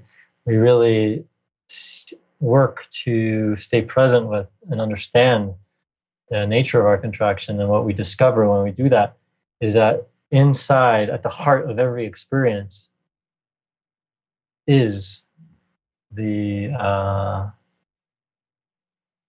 primordial light of freedom, of expansion. And so we just have simple practices that we learn and that we work with to help us connect to the spirit of expansion that is available to us through any experience in our daily life. So in that sense, contraction and expansion go hand in hand. And in fact, you can't have one without the other, right? Contraction only makes sense in relationship to expansion and vice versa. So it's a mistake to think that the goal is to just sort of get rid of contraction and experience expansion all the time, right? Because that just leads us into a different kind of suffering. It's a more subtle kind of suffering, but it's a suffering nonetheless, because we're setting up a sort of split in our experience, and we become just attached to expansion, the expense of contraction. Yeah, also the world works in boundaries and specificities and so on. I mean, try landing a Boeing 747 in a snowstorm without being very focused and contracted on specific details that you need to attend to. And you bring up a very good point, which is a fundamental principle that we work with in Kaduma, which is the relationship between contraction and concentration. Right? In Kabbalah, there's this term tzimtzum, which means it means to concentrate or to contract as well, actually. And it's actually through contraction of energy, of presence, of awareness, that it can become super, super concentrated. And through the super hyper focused of our awareness and our presence, what we start to experience is actually more and more spaciousness at the heart of that concentration. Which this is how concentration meditation practices work, actually. So I would say that airline pilot could be experiencing an inner vastness and an inner freedom while at the same time focusing very precisely and sharply on the task at hand. Yeah, exactly. And so with our contracted experience in life, oftentimes because we're lost in the narratives and the storylines with it and the identities, the self dramas related to the experience of contraction, we have forgotten how to use the experience of contraction as a doorway into the inclusion of the spaciousness and freedom of expansion. And so we really work to capitalize on all of our everyday experiences as doorways and portals to more of the fullness, the full spectrum of who and what we are. So we're really approaching it not as as a inclusion, what's the word? An inclusive, thank you. An inclusive approach to our experience, where we're not trying to get rid of our contraction or somehow fix it or alter it or change it. We're really learning how to more fully embrace the totality of our experience, including our contractions, as expressions of the totality of reality, equally valid as our experiences of expansion. And this inclusivity, brings in more of the potential for the third journey, which is the journey of wholeness. The journey of wholeness is really the integration of the journeys of expansion and contraction into a more full, embodied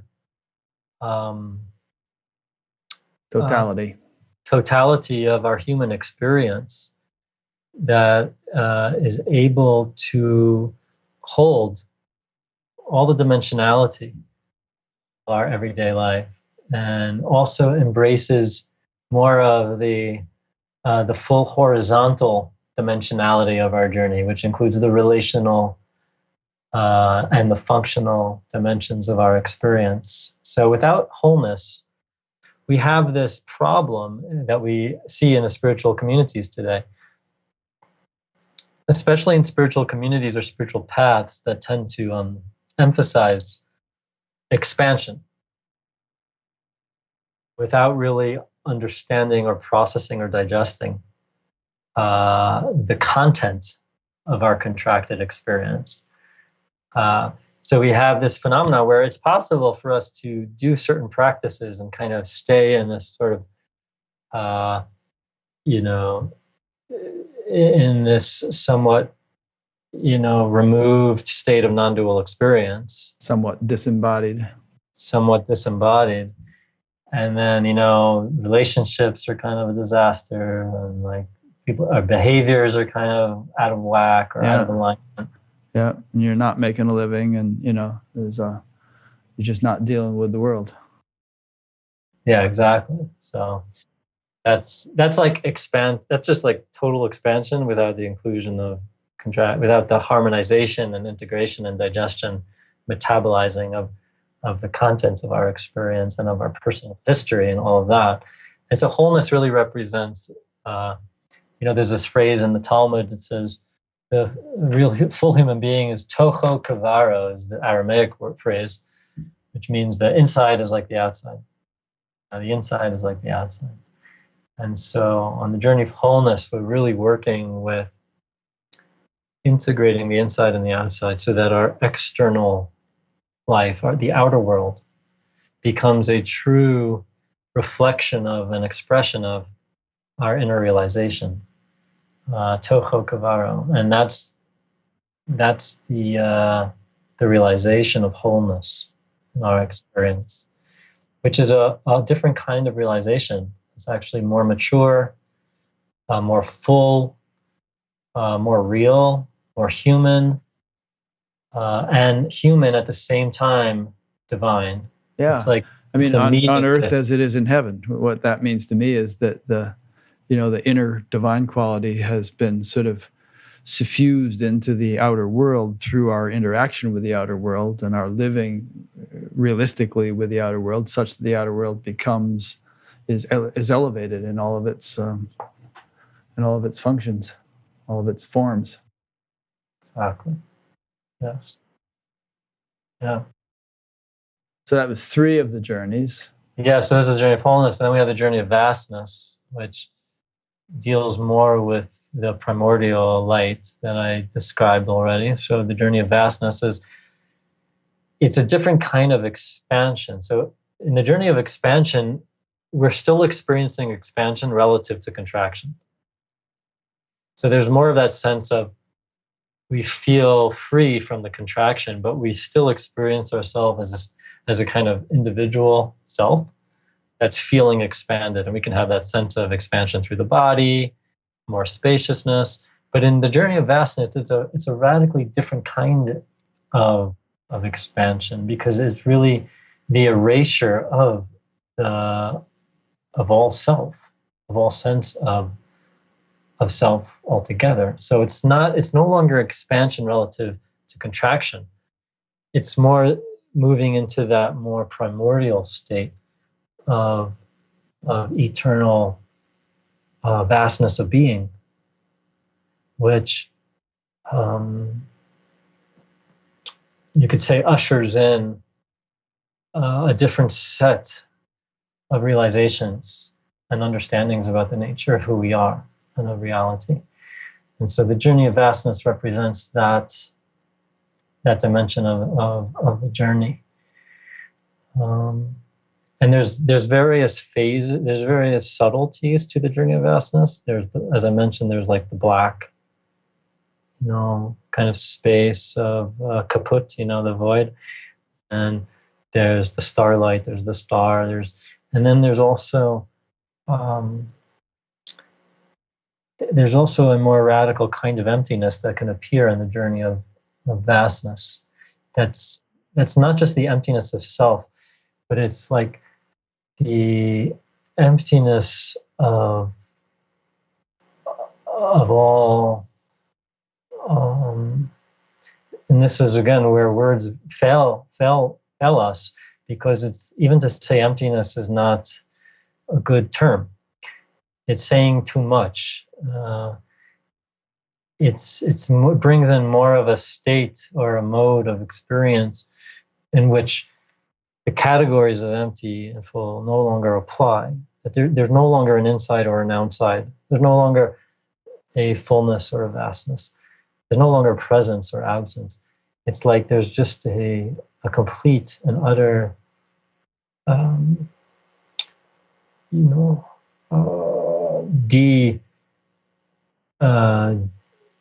could say, divestment of all charge in experience. Now, this moves into the fifth journey, the journey of freedom, which is in a sense brings in a different kind of realization, which is the realization of a certain kind of radical equanimity, or the Zen tradition talks about the one taste state, where there is no longer a value preference for states of realization or states of contraction.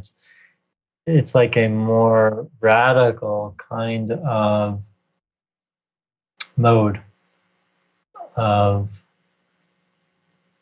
freedom from all concept, even from the concept of freedom. And this journey of freedom is marked, in a sense, by the dissolution of all hierarchy, dissolution of all value preference. Not the dissolution of all preference. It's just preferences become simple. Just like life becomes radically simple in the journey of freedom.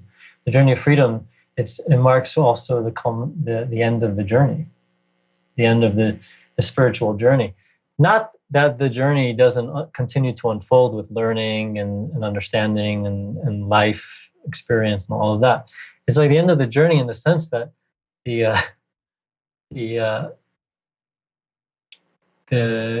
there's such a complete and radical contentment with what is right in front of our face, even the most mundane kind of thing, that there's no longer the impulse to seek anything other than exactly where we are in any given moment, regardless of how ordinary and mundane it is.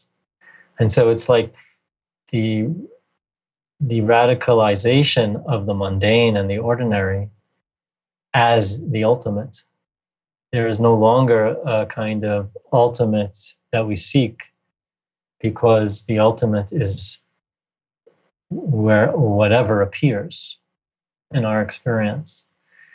That's what I mean by the divestment of all psychic energy in the experience, and the equalization of all value to experience in terms of preference. That there's like an arriving at a radical kind of simplicity where everything is collapsed into whatever the immediate sense perception is before us. And so that brings a different kind of freedom than the freedom of vastness and the freedom of wholeness and the freedom of expansion and even the freedom of contraction. That's why I say the 5 journeys are really all different dimensions of freedom. The journey of freedom is a particular kind of freedom. It's the freedom to be with whatever experience we have without, it's like the erasure of the impulse to be anywhere else. And that brings in a whole other kind of, now each of these journeys, I'm like summing them up quickly, each of these journeys is a whole teaching and has, a whole set of sort of subtleties and understanding to it. But what I'm saying so far is this kind of how is this landing or making sense? Oh, it makes sense. As you traverse each journey and then move on to the next one, do you sort of abandon the previous one, or do you kind of incorporate it and then add the next one to it? Well, even though I'm presenting them in a kind of, they're simultaneous. These are really always already present. Yes. Right? And at any moment, we can be in any one. It's really like just a way of situating where we are. Yeah. So maybe according to the circumstances, one or the other would predominate. Yeah. Now we do have a formal curriculum where we teach them progressively. Right. But that's more for pedagogical reasons. As a way, it's a more efficient way of learning, and there is for many people a natural progression. However, we're always cycling and circling and spiraling back and forward through all the journeys at any moment in time. So we can be studying things that pertain to the journey of freedom or to the journey of vastness, but we're always practicing, skills that relate to the journey of wholeness, which has to do with, aligned and skillful relating and functioning. We're always working with issues around contraction because every day brings new kind of reactions that we have to understand about ourselves. And so there's, regardless of, and this is why at the very beginning of this, conversation, when we talked about sharing, personal experiences, because of the perspective of the journey of freedom that we hold in Kaduma and that I personally hold, there really isn't a value preference for having an experience of contraction vis-a-vis an experience of radical awakening. They each are real and true expressions of reality that are they have their value, they have their relevance. Yeah. Yes. But I think what people find is that contraction is no longer binding as it once was. That in the midst of what may appear to be contraction, there's an inner freedom which makes the contraction a whole lot more tolerable, if not enjoyable. That's exactly right. Yeah. So without the journeys of expansion and the other journeys, it would be very, very difficult, if not impossible, to really work with contracted experience. So,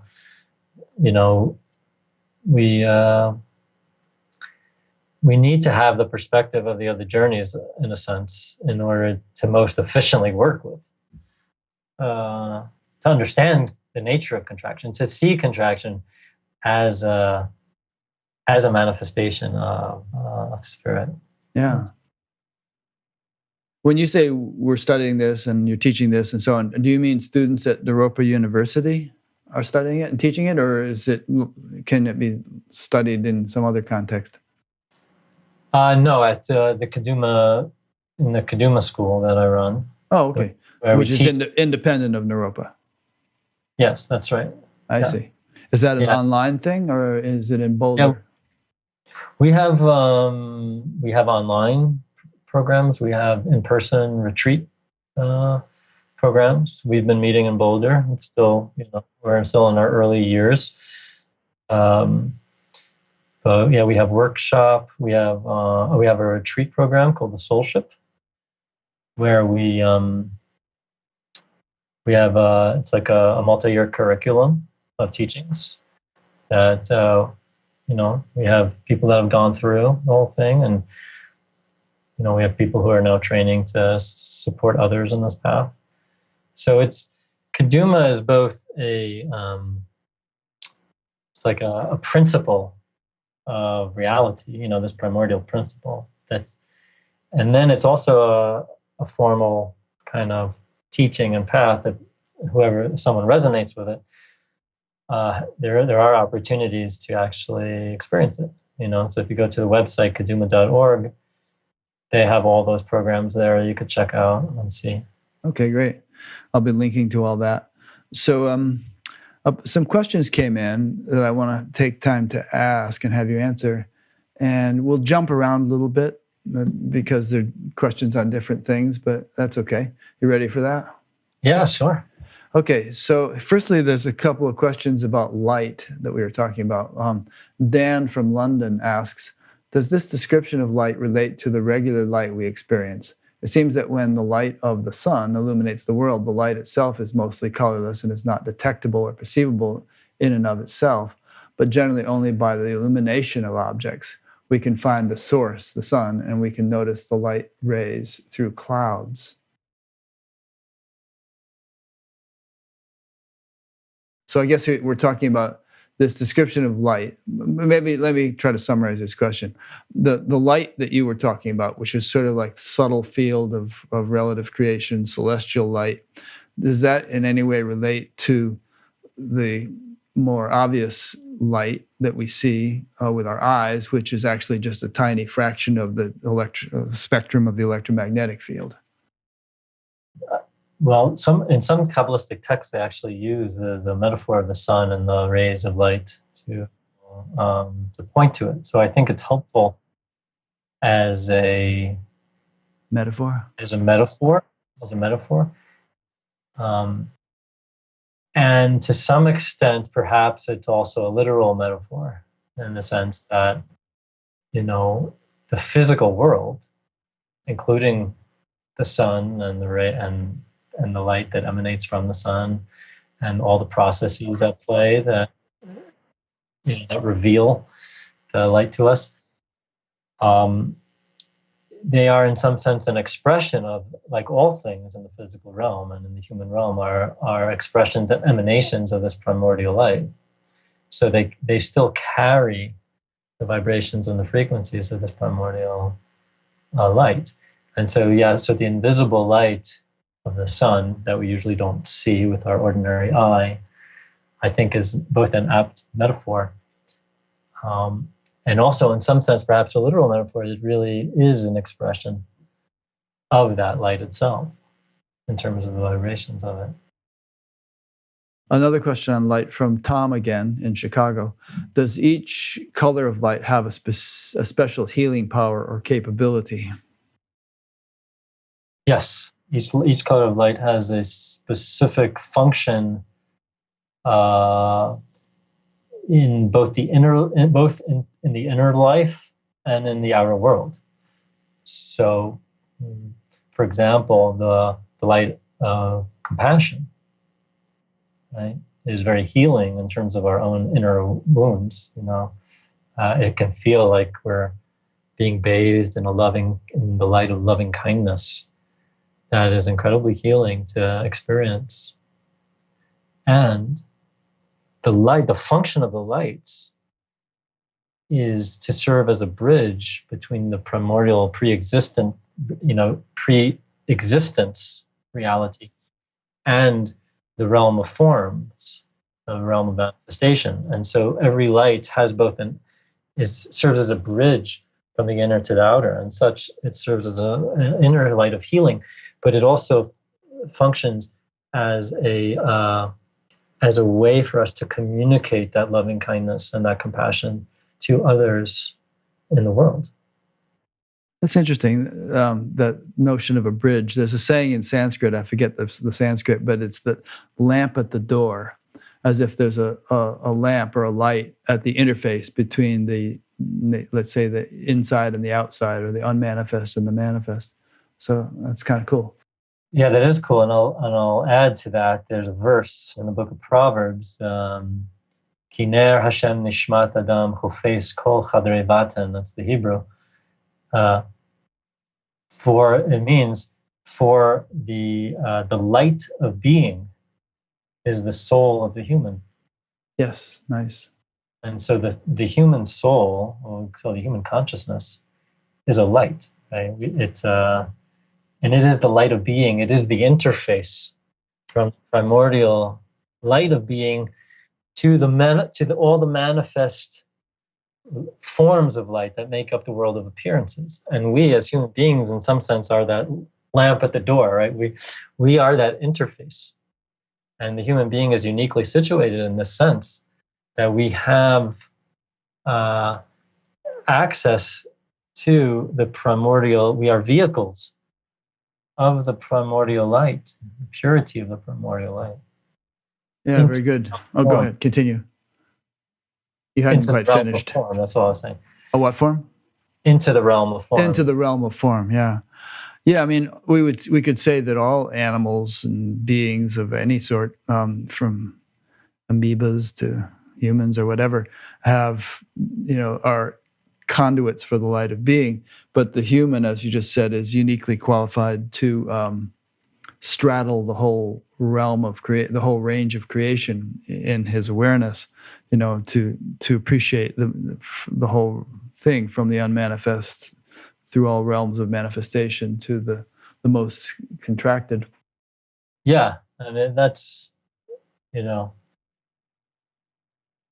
don't know. I don't know. I don't know for sure if we're the only creatures that have that capacity. But yeah, I mean, maybe whales and dolphins or something like that. But yeah, but certainly the traditional texts, at least in Kabbalah, position the human being as uniquely situated in that way. Yeah, and it does seem that but who knows? Yeah, and I would say that I would conjecture that, given the vastness of the universe and the probability of the life on trillions of planets, that we're probably rather stunted little slugs by comparison with what's possible. Well, that's for sure. Yeah, other life forms. Here's another question for you. This is the one that came in earlier from Peter Livingston in Quincy, California. Do reincarnation and karma play a role in your system? Yeah, so there is a rich tradition of reincarnation in Kabbalah, and there is an equivalent to karma. It's not exactly the same, actually, but there is. As you sow, so shall you reap. Yeah, and there's, in Hebrew, it's midah keneged midah. There's a phrase in the oral tradition that, measure.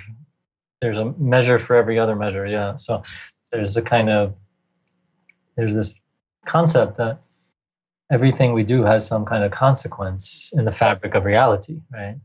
There's a ripple effect of every action and even every word that we utter.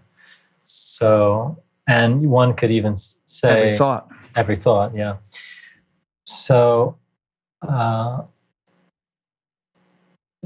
yes, we have an understanding of that, and that's why the journey of wholeness is so important. The journey of wholeness, which deals with integrating our speech and our action with our realization, right? Because it's not enough to just realize the truth of reality or some, state of vastness, but without really manifesting that through our speech, behavior, and incarnate form of consciousness, then we can be still causing quite a bit of harm to each other and to the planet and to ourselves. And then also in reincarnation, I want to make a distinction between Kabbalah and Keduma. Kabbalah is the traditional teachings of the esoteric dimension of Judaism that have a rich tradition of reincarnation. And actually, I have a new book that's coming out that deals with esoteric, that translates some of the some of the mystical Kabbalistic meditation practices that work with reincarnation. In the 16th century, there was a series of Kabbalistic teachers and texts that have a kind of elaborate system of meditation for how to expedite the journey of rebirth so that we don't have to come back. So you can like do these meditation practices as you're going to sleep at night. And this helps, the journey of reincarnation. So there is a rich tradition of reincarnation. In Kaduma itself, as I shared, is a ancient but new teaching. It's a contemporary kind of revelation or expression that doesn't work with those ancient practices in their traditional format, but really is more of a secular. It's contextualized more in a secular framework. So we're not doing like religious or ritualistic practices from Judaism like the Kabbalists would do. So in Kaduma, we don't use reincarnation as the central organizing principle. And also in the Journey of Freedom, the understanding of reincarnation shifts quite a bit because it's no longer past lives, but concurrent lives. Because one of the realizations in the Journey of Freedom is you could say the collapsing dimensionality of time and space, and with the collapsing of the property of distance in time and space, all we have is the kind of radical now, and so we can experience ourselves in parallel lives, in parallel universes, in parallel realities. But there's no longer the sense that they transpired in the past. There's the distinct sense from when we're in the Journey of Freedom mode that these are all lives and realities that are occurring concurrently now. Yeah, I've heard other people say that too. That our human mind and nervous system is kind of an interface which imbues a sense of linearity or sequentialness to things which are actually simultaneous in reality. Yeah, exactly. Okay, there's a few questions that came in from Jose Luis Soler in Santa Fe, New Mexico. And Jose is associated with something called futureprimitive.org, which is a podcast that looks like it's really cool. I don't know if I've ever listened to it, but I want to check it out. But anyway, we'll ask some of his questions. Now, the first one you may have already answered, so don't need to go on at length. But if there's any little bit more you want to say, feel free to say it. And that is that in your book, you state that the Kaduma is a tantric Jewish path, somehow related to Eastern lineages. You want to elaborate on that? Yeah. First of all, hi, Jose. Do you know Jose? Thanks for your question. Sure, yeah, I do. Oh, okay, Jose. Good. I've never met him. I actually, we did a podcast together. Oh, okay, cool. On Future Primitive, which is really fun. So your listeners could check that out. The tantric, what I mean by tantra, when I talk about tantra, most people are familiar with tantra as it relates to either the Hindu tradition or the Buddhist tradition, tantra, right? The Vajrayana Buddhism, or the usually Kashmir Shaivism or non-dual Shaivite tantra in Hinduism. I don't mean to suggest that Kaduma is in some sense a derivative or an expression of those tantric lineages. I'm using the term tantra in its much more broad sense. Yeah. It shares some understandings and experiences with those traditions without necessarily having been derived from them. Right? Yeah. Exactly. Yeah. Like a lot of, the primordial, what is that? Houston Smith, perennial wisdom. I mean, certain streams of wisdom just show up all over the world and bear close similarity to one another. Yeah, exactly. So in the sense that I'm using Tantra, I'm using it in the sense that any path or approach, you could say, that draws from and utilizes the energies of our life energies of the body, of life, all the way to pleasure and sex and all of that, can be utilized as material for our awakening. We can transmute all experience into fuel for the awakening of consciousness and the opening of perception. And in that sense, Kaduma is a tantric lineage. It's not Jewish in the sense that it's not, kind of, claiming any kind of allegiance with a particular religion. However, it does draw from the tantric teachings within Judaism, and there are. That's not as well known. But for example, in the Hasidic lineage, Hasidism was a particular expression of the Jewish mystical wisdom stream that appeared, in the 18th century, but developed in different directions. Especially in its early sort of generations, there was an explicitly tantric set of practices and teachings within Hasidism. They called it Avodah Shebegashmiut in Hebrew, which means practice or worship through corporality, through materiality. And the whole premise of that was that we can use our physical experience, our physical life energy, including pleasure, eating, drinking, sex, work, as the not just the optional, but as the optimal vehicles for awakening. So Kaduma very much works with that tantric approach to spiritual practice, and this is embodied in the way we work with contraction. We are not trying to turn away from our experience, but we turn toward all of our experience, regardless of its content. All content of our experience can be portals to the mystery. Okay, good. Second question. Being a tantric path means also the veneration of the feminine principle. Is there a practice within the Kaduma teachings related to the Shekinah? Yes, there are. The Shekhinah is at the center of it. Explain that. Shekhinah is a Hebrew word that means presence, really. So I was talking about the divine presence. And in the Jewish mystical tradition, the presence teachings have to do with embodiment, with the realm of creation. It's very similar to the way Shakti is used in the Hindu Tantric tradition. It has to do with the manifestation of the formlessness into form, into the realm of creation.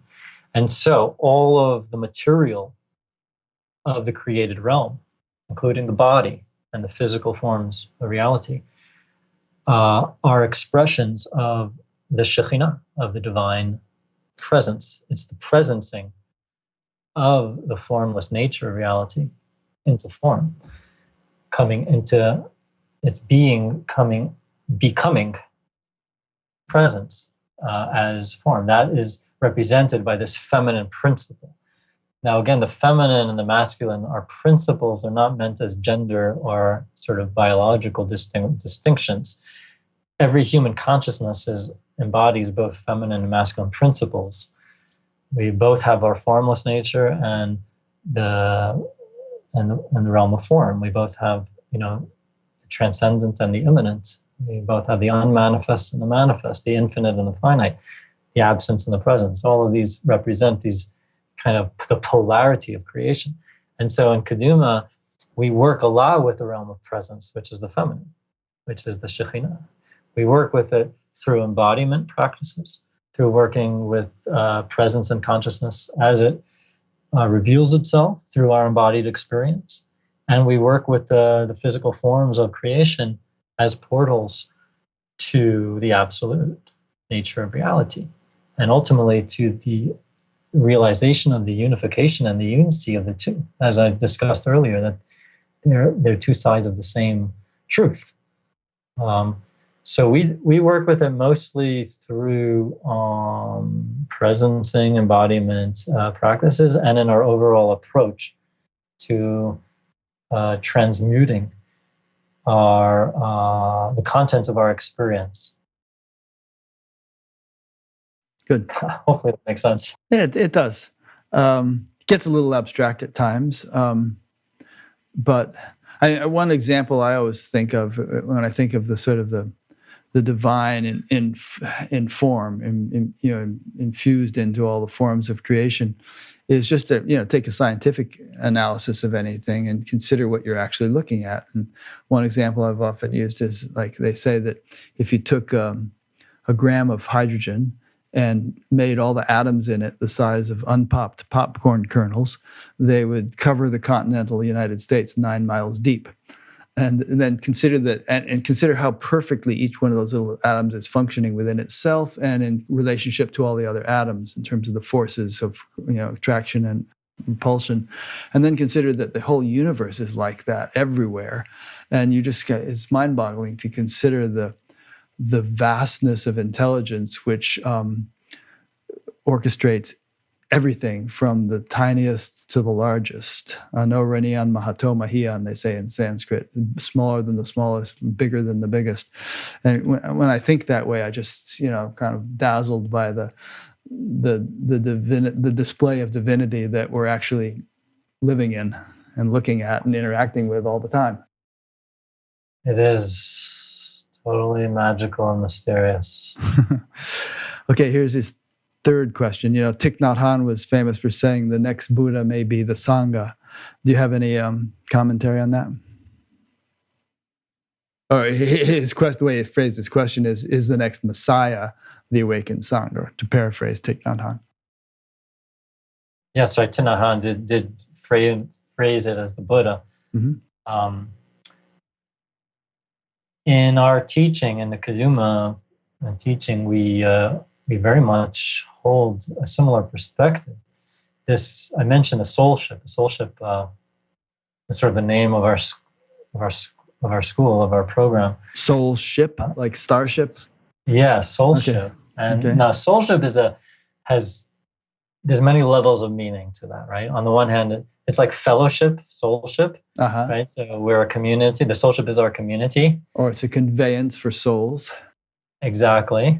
And it's also like a spaceship, like it's a vehicle for travel through inner space. In our case, it's inner space and outer space, because inner and outer at some point become one.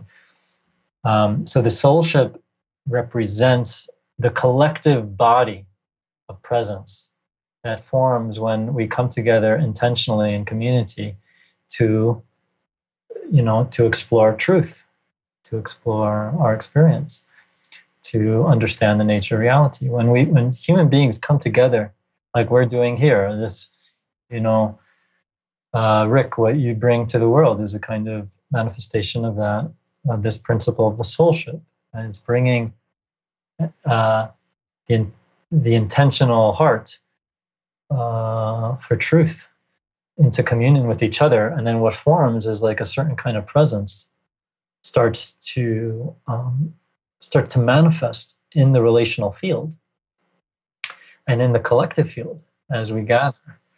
It's like, when we were at Sand, it was like that. It's definitely a collective consciousness there.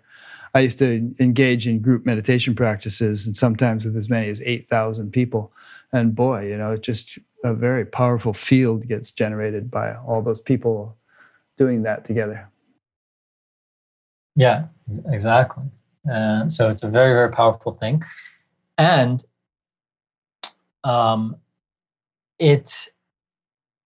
especially with the advent of technology, which, we get to do here, right? This is what we're practicing. Yeah. We're practicing soul shipping through technology, because you have, instead of gathering together in the same location, we're scattered all over the world.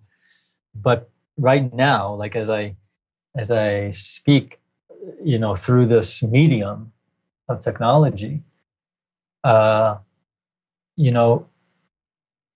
we can actually, all the listeners right now, and not just all the listeners who are listening live, but all the listeners who will listen and watch in future time, through the perspective of the journey of freedom, like through that realization, what we recognize is that all of those moments of connection in future, past, present time can actually be unified in a singular point of non-dimensional interconnectivity. Nice.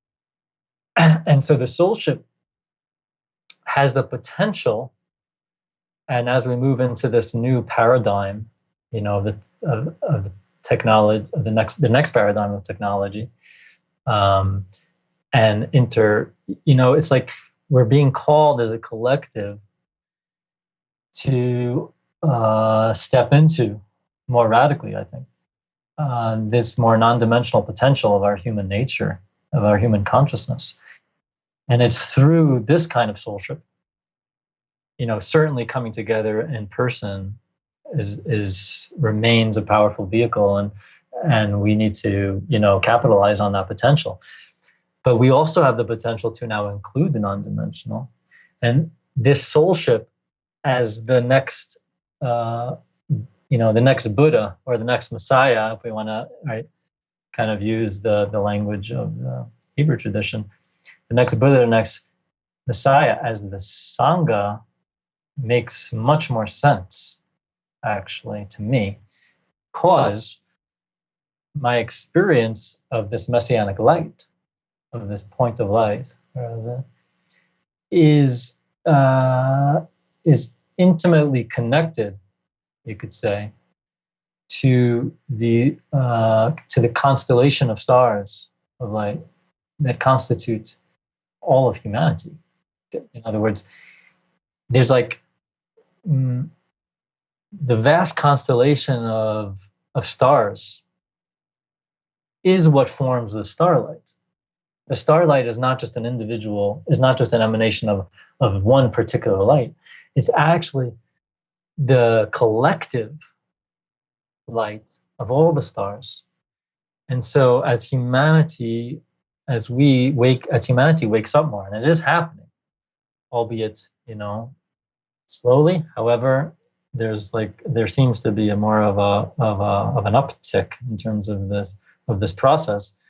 As this starts to happen, we have this potential for the stars to meet in unity in this non-dimensional space.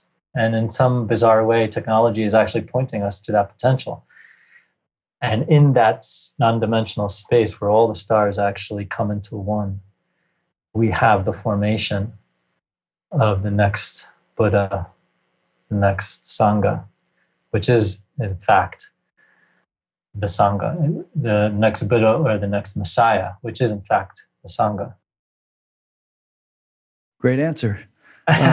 You have a gift for articulating really deep principles, which I think is symptomatic of a great degree of depth that you've experienced, and also a great degree of integration that you've undergone, of that depth. So it's really cool talking to you. I appreciate it so much. Yeah. So I should wrap it up. I really appreciated talking to Zvi, and I'll be linking to his website as always, and to his book and so on. So you can check out his page on batgap.com and just hop from there to those things. In conclusion, give us a quick overview of the ways in which people could engage with your teaching. Yeah, so if you go to www.kedumah.org, KEDUMAH, all of our offerings are there. And basically, we have different modules that people can plug into depending on your situation and what makes sense for you. We have some online courses you could take. We have some intro workshops that are more like weekend type workshop events that you can attend in person, and then we have a more comprehensive program that right now it's 3 years with several retreats, in-person retreats a year with me. And, we do a combination of meditation practices, teachings.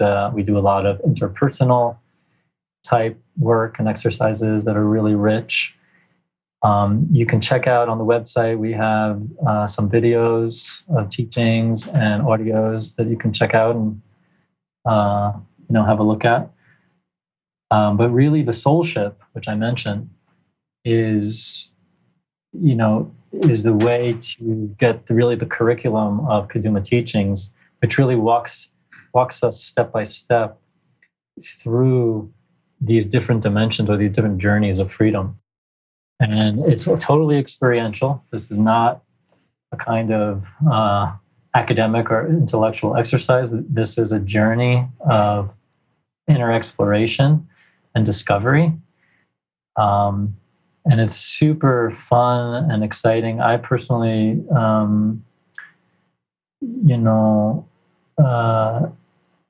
love, sharing the process with others and, seeing what's possible for human beings. It's really quite amazing, really quite phenomenal.